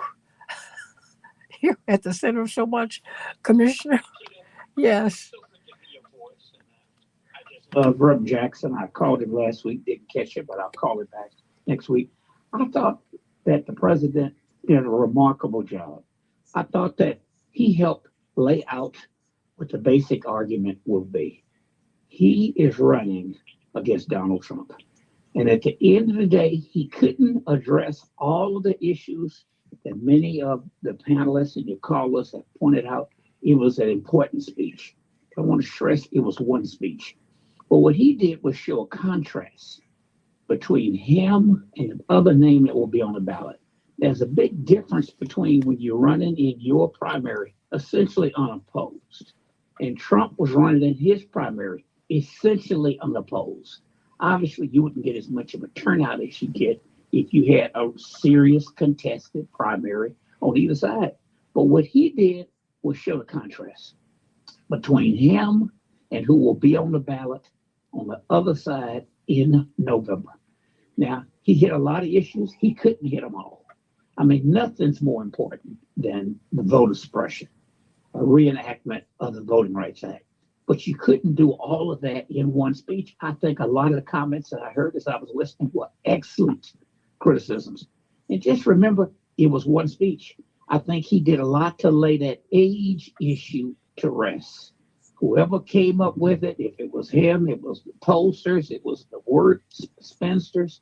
I mean, to lay out the contrast between being older and somebody having ideas that were even older on the other side, I thought was brilliant. Did he have a few stumbles? Of course. Here's a guy who admitted he had to overcome a terrible stutter and go on to become president of the United States. But I thought he did a lot to motivate his base to the extent he could in one of the most divided eras in the history of the United States of America. There's only so much you can do to reach out to the other side now. To a great extent, they're gone. Did he make a few stumbles? I don't think it was planned when he used the term illegal. If he planned it within the 30 minutes between Marjorie Taylor giving him that badge and him getting up there to that podium. But I thought it was an excellent command to talk for an hour and 10 minutes. How many of us can do that now? You know, I'm older than some of the other panelists, but look, I'm about to hit 70. And look, I did a little mini TED talk on men's health the other day, and I kept waiting for the cue card to come up. And I figured, well, I'm going to shorten this one. And then to stay there all that time afterwards. I thought on the whole, I'd give him a strong B+. You can always do better. It was a State of the Union. It was important, but it won't be the only important speech if we're going to do between now and November. What do you think is going to happen? Well, just going forward, how do you think this will impact his campaign? He struggled a bit when he was in Pennsylvania just after. I mean, are people following every appearance that closely, Commissioner? He accomplished what he needed to do. I mean, if you go back and rate most State of the Union speeches, you know, I've only pulled up a couple of older ones, but I think it'll go down in the history books as one of the better ones. You know, not delivered by a Jesse Jackson mesmerizing speaker or John F. Kennedy, you know, inspirational speaker. But I think it'll go down for someone who's considered, you know, some of LBJ's speeches that are so memorable now, particularly to those of us in the civil rights community. You have to remember, here's a guy with, as I speak, with a Southern drawl. You know, I mean, he was not Mr. Charisma. You know, he was certainly not as, even by standards on our Anglo side of the race card, nobody would describe LBJ as the most attractive one to look at. But I mean, some of those memorable lines that we use, even now, some he borrowed from your dad, another civil rights icon. For President of the United States to say, "We shall overcome," those are memorable speeches. I think there'll be lines from this speech that will be. Comment about legals, look, I think it was one made on the spur of the moment in those 30 minutes he had when that, demonstration erupted out there on the House floor. But look, obviously, I always point out, by the way, everybody in this country is immigrants, by the way, other than us and the few Native Americans that survived the genocide on them in America. But everybody else, particularly in Texas, when I'm in Texas, I love that book, Get the Alamo. I know what this was about. They stole the land from Mexico, by the way.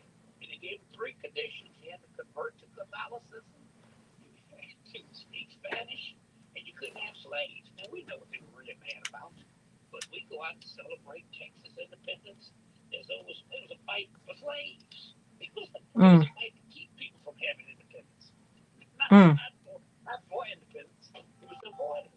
But on the whole, I think it was a good start. I like the fact that they're investing a lot of money in the age part. And to point out, hey, I may be 4 years older than Donald Trump. That's good. Most people don't know that. And look, he has Trump on the defense. What can he do but get up and make a clown out of himself, doing the stutter routine? It's off the cuff. So I think on the whole, there were more pluses than minuses. Whatever Well, Gerald Griggs, I know we keep pivoting back to you to voting rights, but Reverend wanted that to happen today because he knew that you and because that's just for Dr. King, that was the crown jewel of the civil rights movement, the Voting Rights Act. When LBJ went into office, he said we looked at some things, he needed help, and he said blacks did get the right to vote, but we have not put teeth in this in 95 years. We got to do something about this. We had to get in the streets to make it happen. And I think that we have to really understand that history and why we just fight so vociferously for that. Because without that, you would not have had Anastasia, your parents coming in, because we had to vote about that, about letting immigrants of all colors get in. I mean, the voting is at the center of everything. Attorney Griggs, because Commissioner Ellis is in Texas. And so that's at the center of voting rights. That's at the center of this so-called migrant crisis. There's so much. What do you want us to know about our voting rights and why we need to be pushing so hard for those? Voting is the key to unlocking our democracy. We won't have any of the issues addressed if we don't have voting rights to address them. And so, my heart goes out to Texas. It's the second worst voter suppression state, only behind Georgia. And so when we talk about the spectrum of issues that the president has to address, number one would be voting rights. Because let's be clear, it's in his interest and it's in the interest of the nation. If he doesn't protect the voting rights of the people that are being suppressed, his base, he's not going to get reelected. So we can talk all day long about inflation. We can talk about Gaza. We can talk about, all the migrant crisis and all those things that are frontline in the news right now. But in November, if he has not protected voting rights, you will see this country go in a different direction because a powerful minority of voices wants to silence the majority of voices. So I just think that we have to be just as vociferous as our ancestors in pushing the president. If the president needs us to go back outside to push him, trust me, we will go back outside to push him. I mean, there are many who are on the spectrum of pushing against Gaza who were outside for all the other reasons. So it's the same group of people that are pushing him. And he needs to understand we're not going to enlarge your team. Many of the people you're reaching out to, they're already gone. But what you are doing is turning off the folks who actually were the ones that were the impetus to get you elected in the battleground state and for the whole country. And so I just think that we have to stay focused. We have to get that executive order signed. Hold that thought. Hold it. We'll be right back. Your opinion counts. 1-866-59.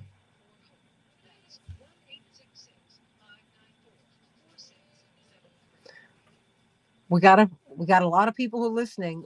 Attorney Griggs, keep on. Okay. Attorney Griggs is really stuck on this executive order. I don't understand why you think that's the best tool. If he hasn't used it by now, we've already had Super Tuesday. We've had all of these different types of things in which he could have instituted an executive order prior to the beginning of elections. If he were to institute an executive order now, do you know how bad he would look? To whom? He'd be a hero to me. Whom? So here's the issue. If the NAACP didn't have to sue in all these states to protect our voting rights, we just sat back on our hands, what would we be doing? That he can empower the Department of Justice to do the work that we are doing. That's the purpose. He has executive power over the departments to enforce existing law. I get it. You think it's not the strongest position, but I'm telling you, we've been telling this man to do this for 3.5 years. And we are at the end of the warning light on the check engine light is on. It's blinking. He's at the lowest approval rating in the history of presidents, and he still doesn't get it. So we're going to continue to push for our constituency to empower the voting rights of everybody in this country. And if he loses this election, it's his own fault. Now, Anastasia, your family would not be here if we had not had fundamental disagreements with presidents and legislatures. We're the ones who push. Well, my family was here for other reasons. No. When you talk, wait a minute. Wait. When you talk about immigration laws, we fought for that. Mm-hmm. We did that. We had to do that. Otherwise, I'm going to go ahead and disagree with that. But go ahead. You can disagree with it all you want. The evidence is clear. You didn't let people. No, darling. No, you didn't fight your way in here. We had to fight to get you in here, and I'm not mad about it because I don't think any African American have really fought for any of the black migrants. Gosh, that's girl, why we have an immigration clinic right now. No, stop. That's not true.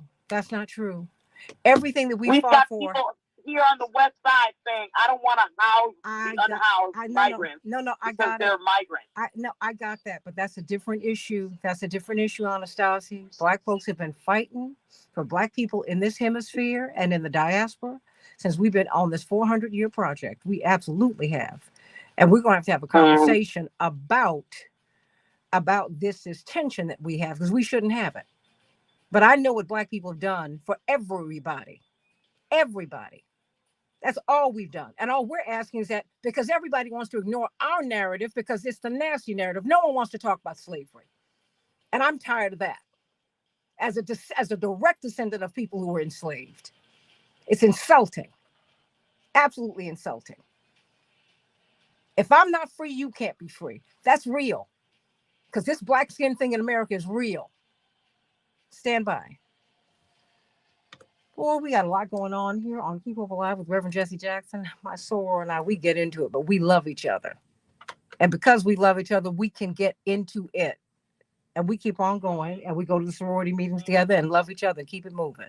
And she'll read my brother, Congressman Jackson, the riot act at his town hall meetings, but we ain't mad. We ain't mad. But you know what? I've got Ari Bloomcats here. Ari, what did you hear in this speech? Because you've written this magnificent piece.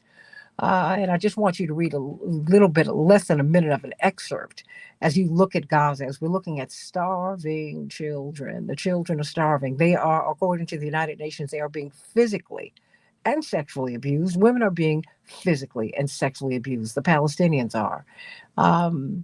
And that is being ignored. But then we've got what's happening in Haiti. We have had an oppression and really disruption in Haiti since they did the most awful thing, Commissioner Ellis. They decided to oppose this Western European imperial power, and they've done nothing but pay. So I want us to elevate that conversation and elevate the issue of Haiti. This must be gold up there in them hills, because boy, we will not let Haiti go. Ari Bloomcats, what did you hear in the State of the Union, and what is your response to it?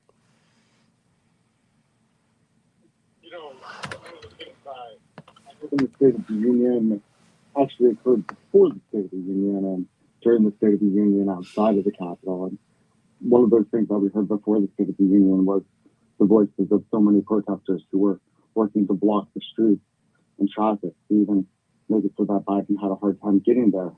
One of the things that we heard across the country were protests in so many different cities in response to Biden's stance on Gaza, in response to Biden's stance on so many things in this country.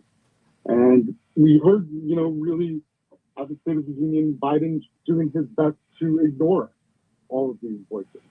And I think that speaks a lot to what we've seen as the Democrats and the Biden administration strategy moving forward, which is that they are hoping that by somehow ignoring a huge swath of their base, ignoring a huge swath of voters, that they still might somehow be able to win that. And, we saw this as a real, one-to-one comparison in a lot of ways. Biden was trying to really frame this as a, I am not Trump, I am not Trump, I am not Trump. And I think that a huge, number of voters right now are very tired of that argument. And that argument isn't what is working. It is not enough to just simply say, I am not this other person, particularly when so many of the policies really reflect at the end of the day the same, ideologies of that person. So I didn't, mainstream media, I saw all these articles trying to portray this as, Biden casting himself as different from Trump, Biden bargaining with the Republicans. And I think that maybe landed for some, number of viewers, but I think that for a huge swath of the public, that didn't land at all. And this idea that he was still trying to separate himself from Trump really didn't land for so many voters that are so upset right now, who are so, uncommitted right now in a lot of ways too. And so, what we did during the State of the Union is we offered an alternate State of the Union. Iman Abdulhadi, who's a professor at the University of Chicago, activist and organizer, and myself delivered an alternate State of the Union in Federal Plaza in Chicago. You can read the full text of our alternate State of the Union, which we called the State of the Genocide, at truthout.com and some other places as well. And, I can read a short excerpt from our speech right now. One of the excerpts begins, our fellow Americans, our comrades, our people, our message is for you. We have work to do. Our elected officials have abdicated their responsibilities. They do not care that we want peace. They want that we want justice, that we abhor murder, that we will not stand for genocide.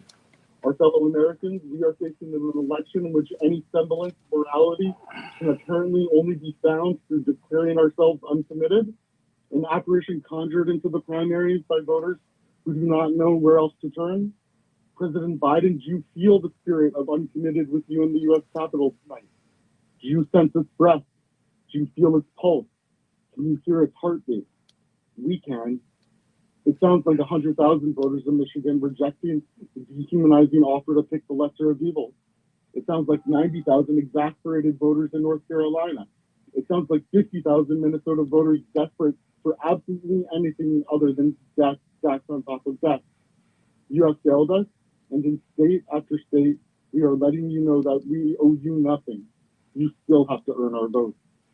Our fellow Americans, tonight, the State of the Union is the state of the genocide. Let me.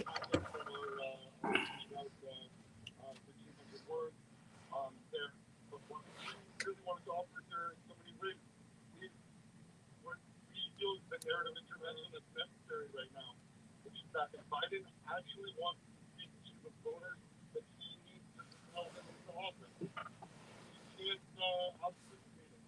He can't do it with rhetorical jazz, at the State of the Union there. He actually has to work on these issues. And I think that American voters, are not going to respond to, rhetorical dancing right now. American voters are going to respond to actual action. I have a question for you. One of the things that our governor in Illinois has been doing is he's been doing, quote unquote, advertisement for the work that he's accomplished here in Illinois. Do you think this latent date, an executive order would be helpful to the voters, or B, advertising all the work that he's done, Joe Biden, in order to convince, I guess you could say, Nikki Haley supporters or any of those that are uncommitted. Do you think really that would work? I'm sorry, do I think Biden advertising his accomplishments would work for swaying voters over to his side? Is that what you're asking? Right, basically. I mean, there's advertising through commercials that he could be doing. There's also the executive order that Mr. Griggs had brought up earlier as an opportunity in order to protect voters' rights. Do you think those two actions, if anything, would really work to sway these voters? Well, I mean, I think protecting voters' rights is absolutely essential on so many levels. And I think that, you know, one of the fundamental things about protecting voters' rights is that you provide them the opportunity to actually vote. So I think that, you know, there's no question in my mind that, you know, helping protect those rights. But the question here is not about whether or not Biden should advertise his accomplishments. The question here is, what is Biden going to do about the genocide in Gaza? What is Biden going to do about the debt that is plaguing so many Americans? What is Biden going to actually do about the prescription drug prices, in which almost every speech I've heard him say are going to somehow be changed, but yet so many millions of Americans struggle to pay for prescription drugs and are rationing out their medicines constantly. The question is not whether or not Biden can somehow go on TV or the radio and somehow package his accomplishments as palatable to an American public that is deeply in pain, that is deeply struggling, that deeply wants change. The American public is not going to be, you know, fooled with, as I mentioned before, with any sort of rhetorical jabs, any sort of advertising of this.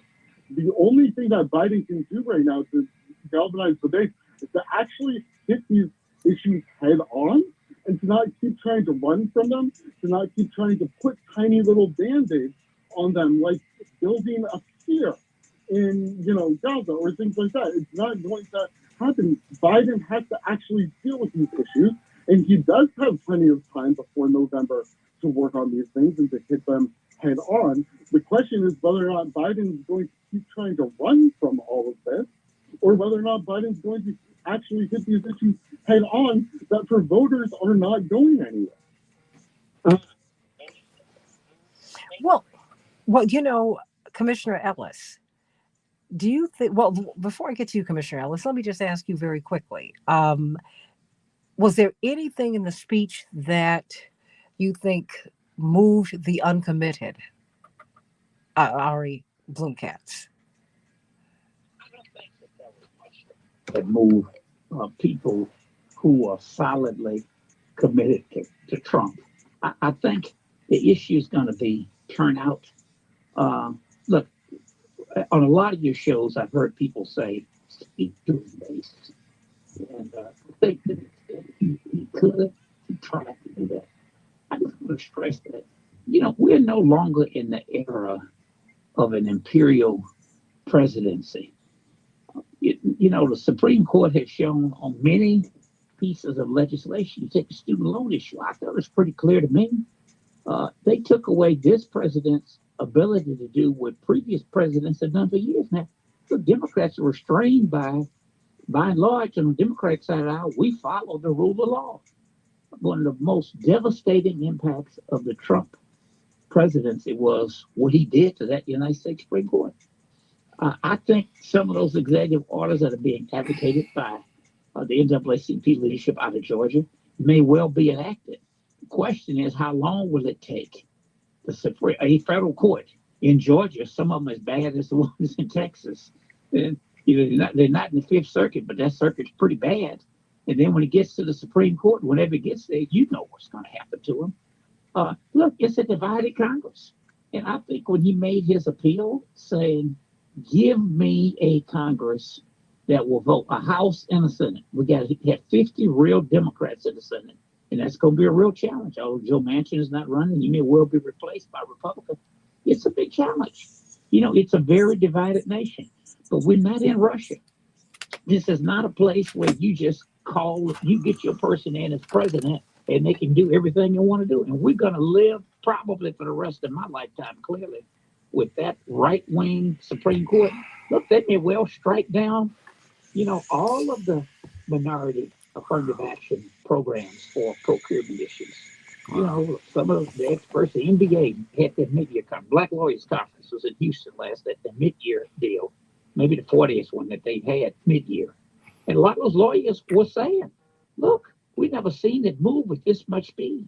I mean, Brown versus Board of Education took forever to get there, the right case to the Supreme Court, by the way.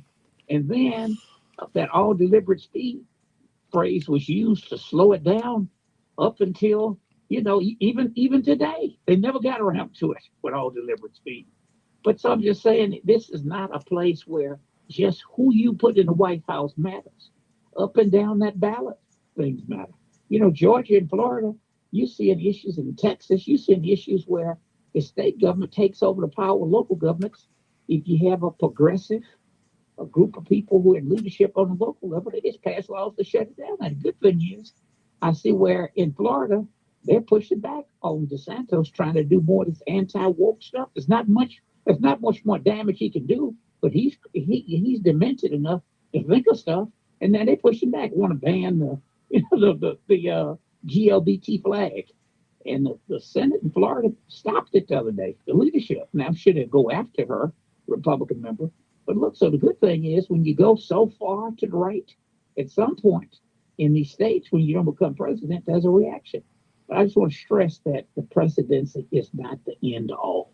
There's so many other important issues on that ballot. Ari Bloomkatz, was there anything in this speech that you think moved the uncommitted, or are you locked in?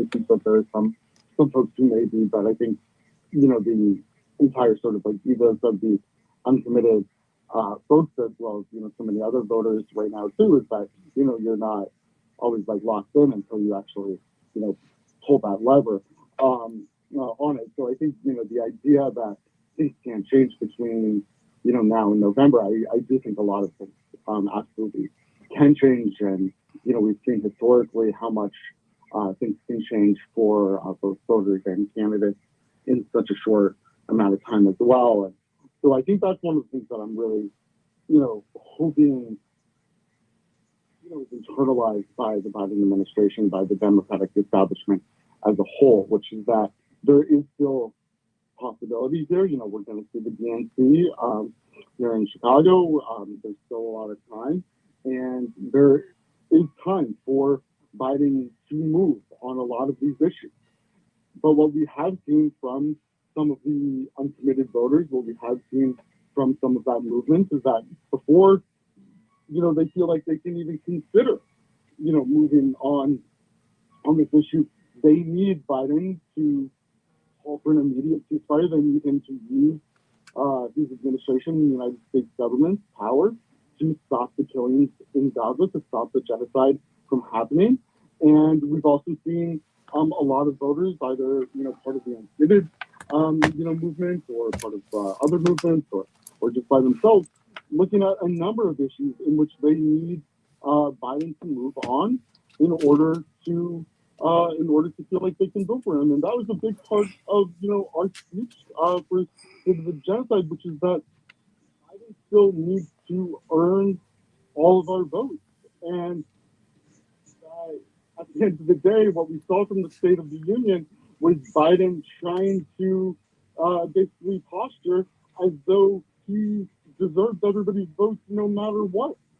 And, we saw that he was going hard on reproductive justice. We've known that that's going to be the strategy for quite some time. And it's absolutely, an incredible critical issue, and it's a scary one when we think about, what would happen with a Trump presidency.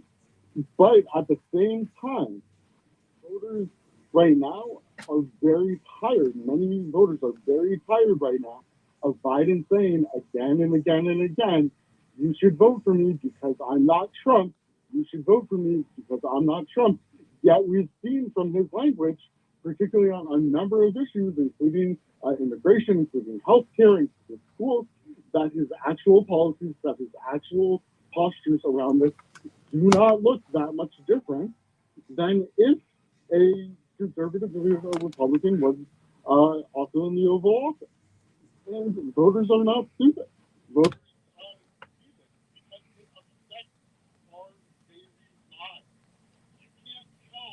voters who are drowning in debt that everything is okay, you should vote for me. You just can't say that. You can't tell voters, families, friends, colleagues are in so much pain right now because either they, have resident members or they have relationships dying in the genocide right now, that everything is okay. You can't give voters of that when they feel it in their home, when they feel it in their life.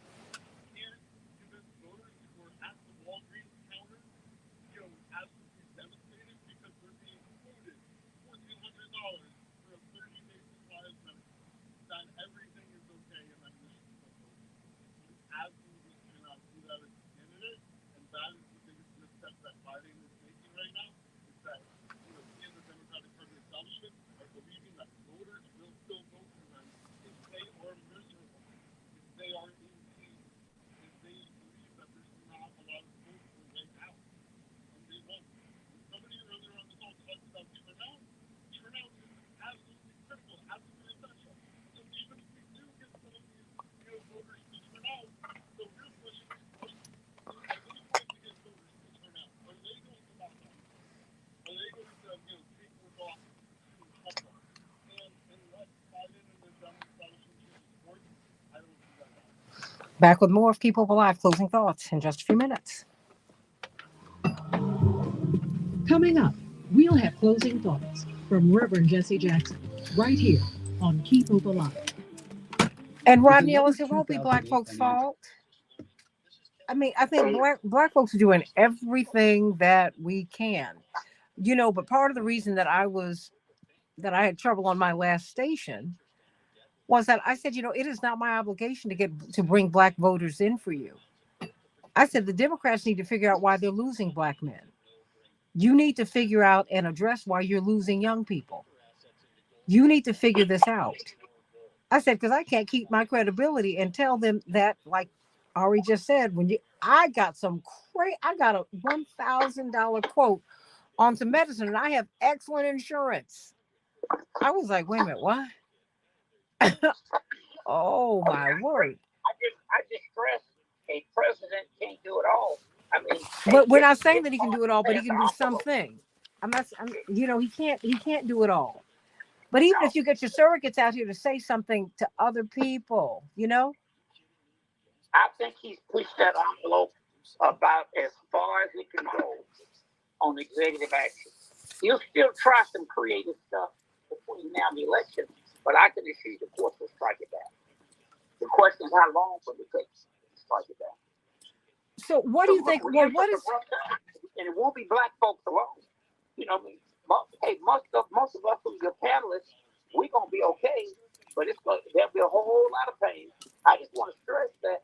Look, how boring would it be? There's very few people that who agree with me on everything that I think. At the end of the day, you got to figure out how much. You always use that line. You ask what you won't take as much as you can get out of it.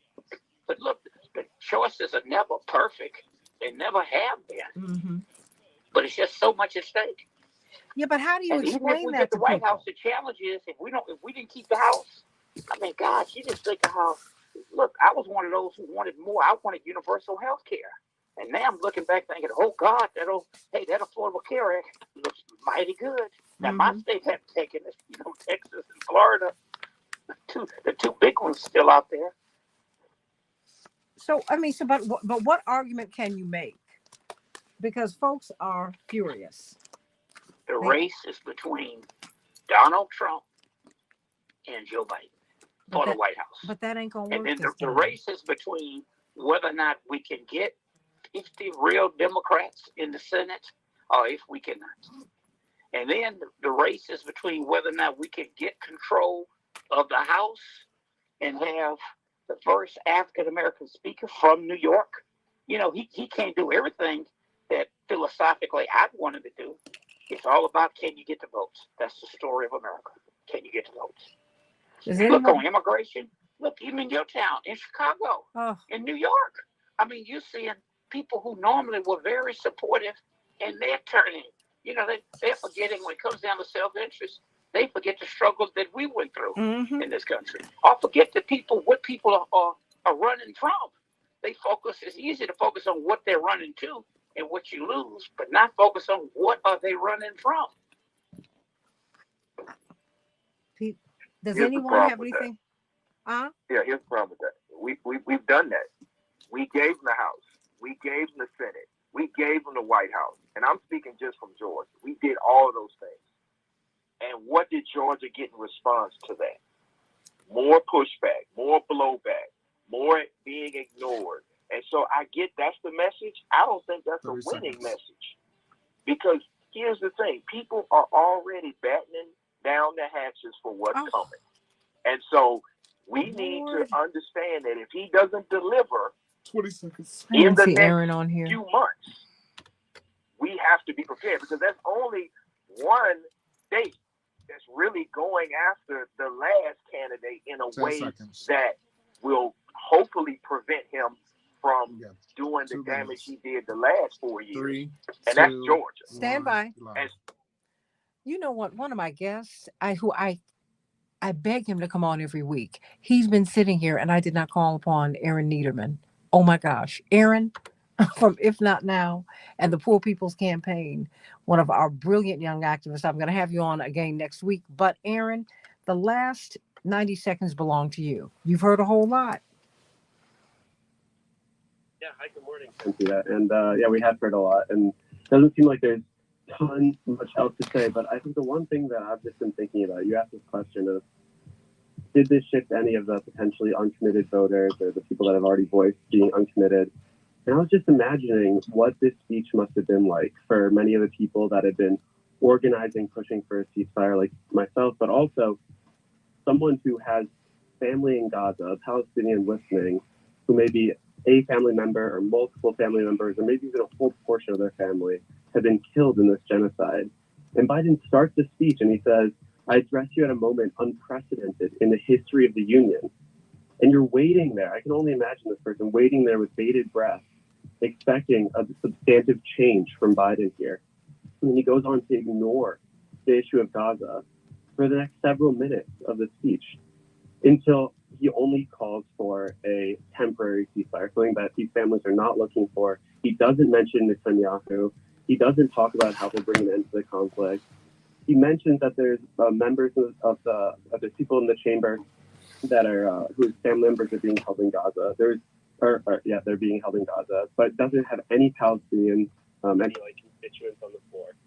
And I can just imagine how heartbreaking this is, having any sort of hope in that moment and not seeing this substantive change from Biden. And so, regarding whether or not I think he actually shifted some of the uncommitted voters, I don't think this speech did that.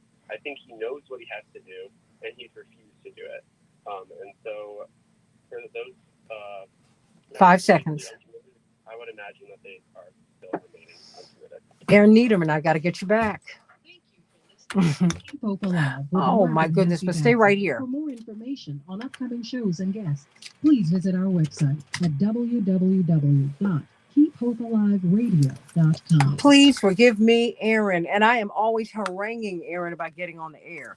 So I got to get you back on Reverend Show. But would you continue what you were saying?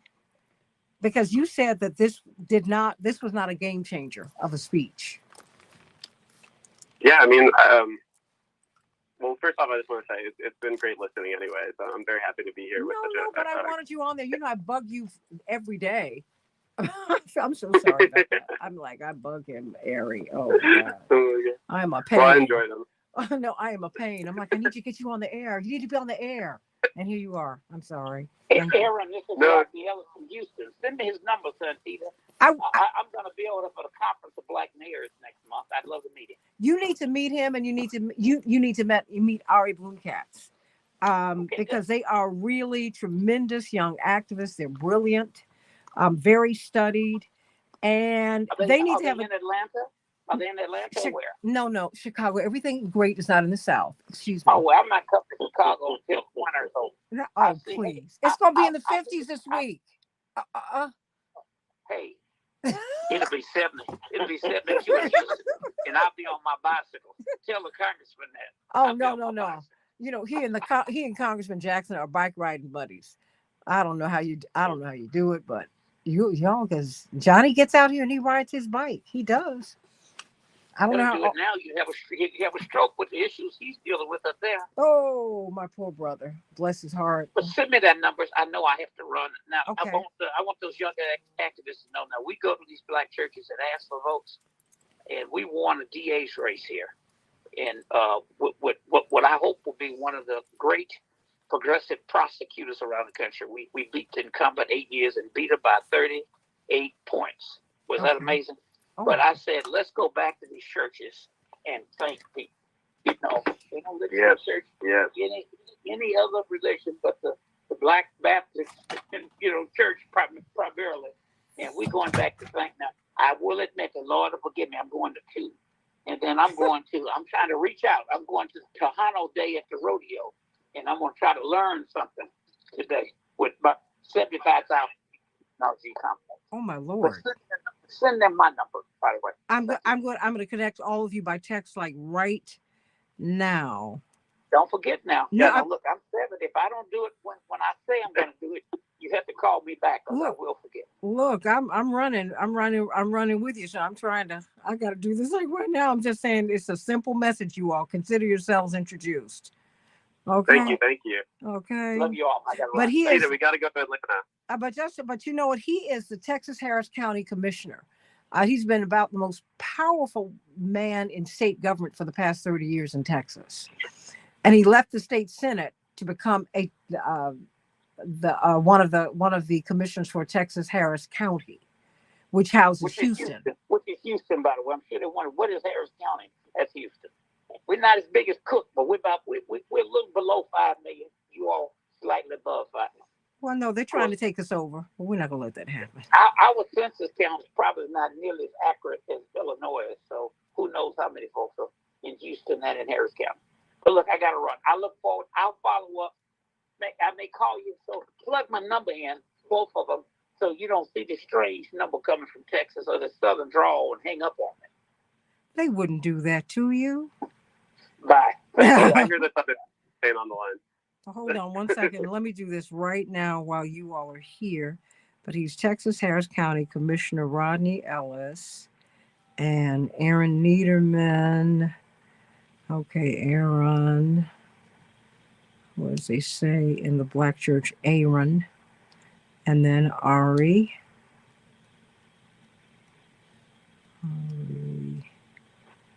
Ari Blue Cats. Okay.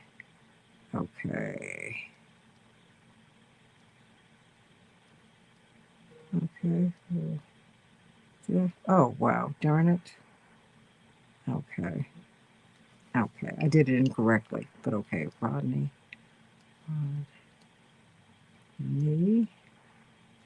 Okay. All right, you guys, you all can keep on talking while I'm doing this because I'm trying to get this done right now. Okay. Yeah. I'm gonna have to jump, but I appreciate the conversation. Everybody have a blessed day. Oh, thank you so much. And you know what? We just love you to pieces. And may God bless you. And we're gonna get there. Yeah, we're gonna get there. Everybody have a great day. We're gonna get there. Have a great day, Peter. Oh, absolutely. You all will hear from me a little bit later. Texas Harris County Commissioner. Okay, Rodney Ellis. So that's one. Hold on. And let me see, Mr. Niederman. Okay. I'm just trying. I'm sorry. I'm trying to get all this out to you because I don't want to forget. Because I am, of course, going to move things in my place today. Okay.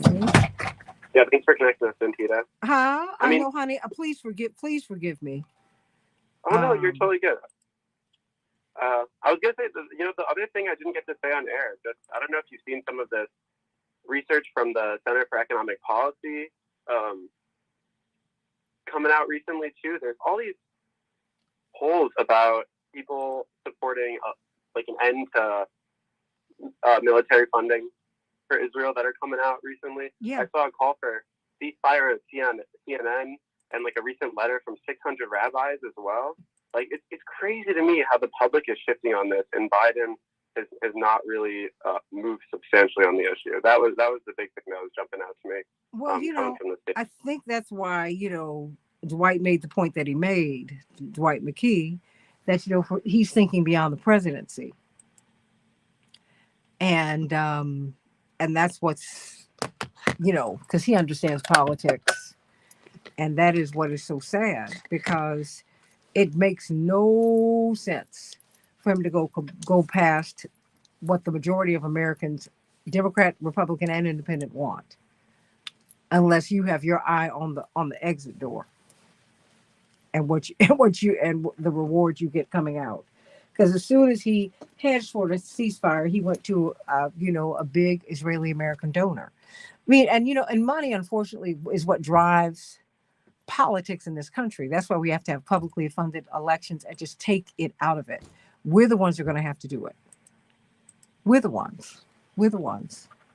And it's so what he's doing is not nonsensical. Look, I did math in college, okay? And let me tell you something. If all of the numbers you input into the equation before the equal sign, they yield what they yield. What we want to do is fix the numbers so we can get the answer that we want. No. If you have not had the proper implementation, you're not going to yield the proper result. The results are what they are, and you have to be agnostic about them. There's a mistake you made in your calculation, and there are mistakes that we're making in our calculations about what he's really doing, and we need to be clear on that. Yeah, we definitely do, and maybe I shouldn't be surprised, but just the amount of double talk is really amazing to me. Because he comes out in what is generally a pretty pro-union speech. He mentions Sean Fain. He says, this is a great friend of mine. And unions have stood collectively, so many across the nation, supporting a ceasefire. And yet he doesn't move in that way. No, and so I think you're completely right that like the underlying power here is in, of course, the finances and all of these large donors, regardless of how much he wants to posture as though he's a pro-union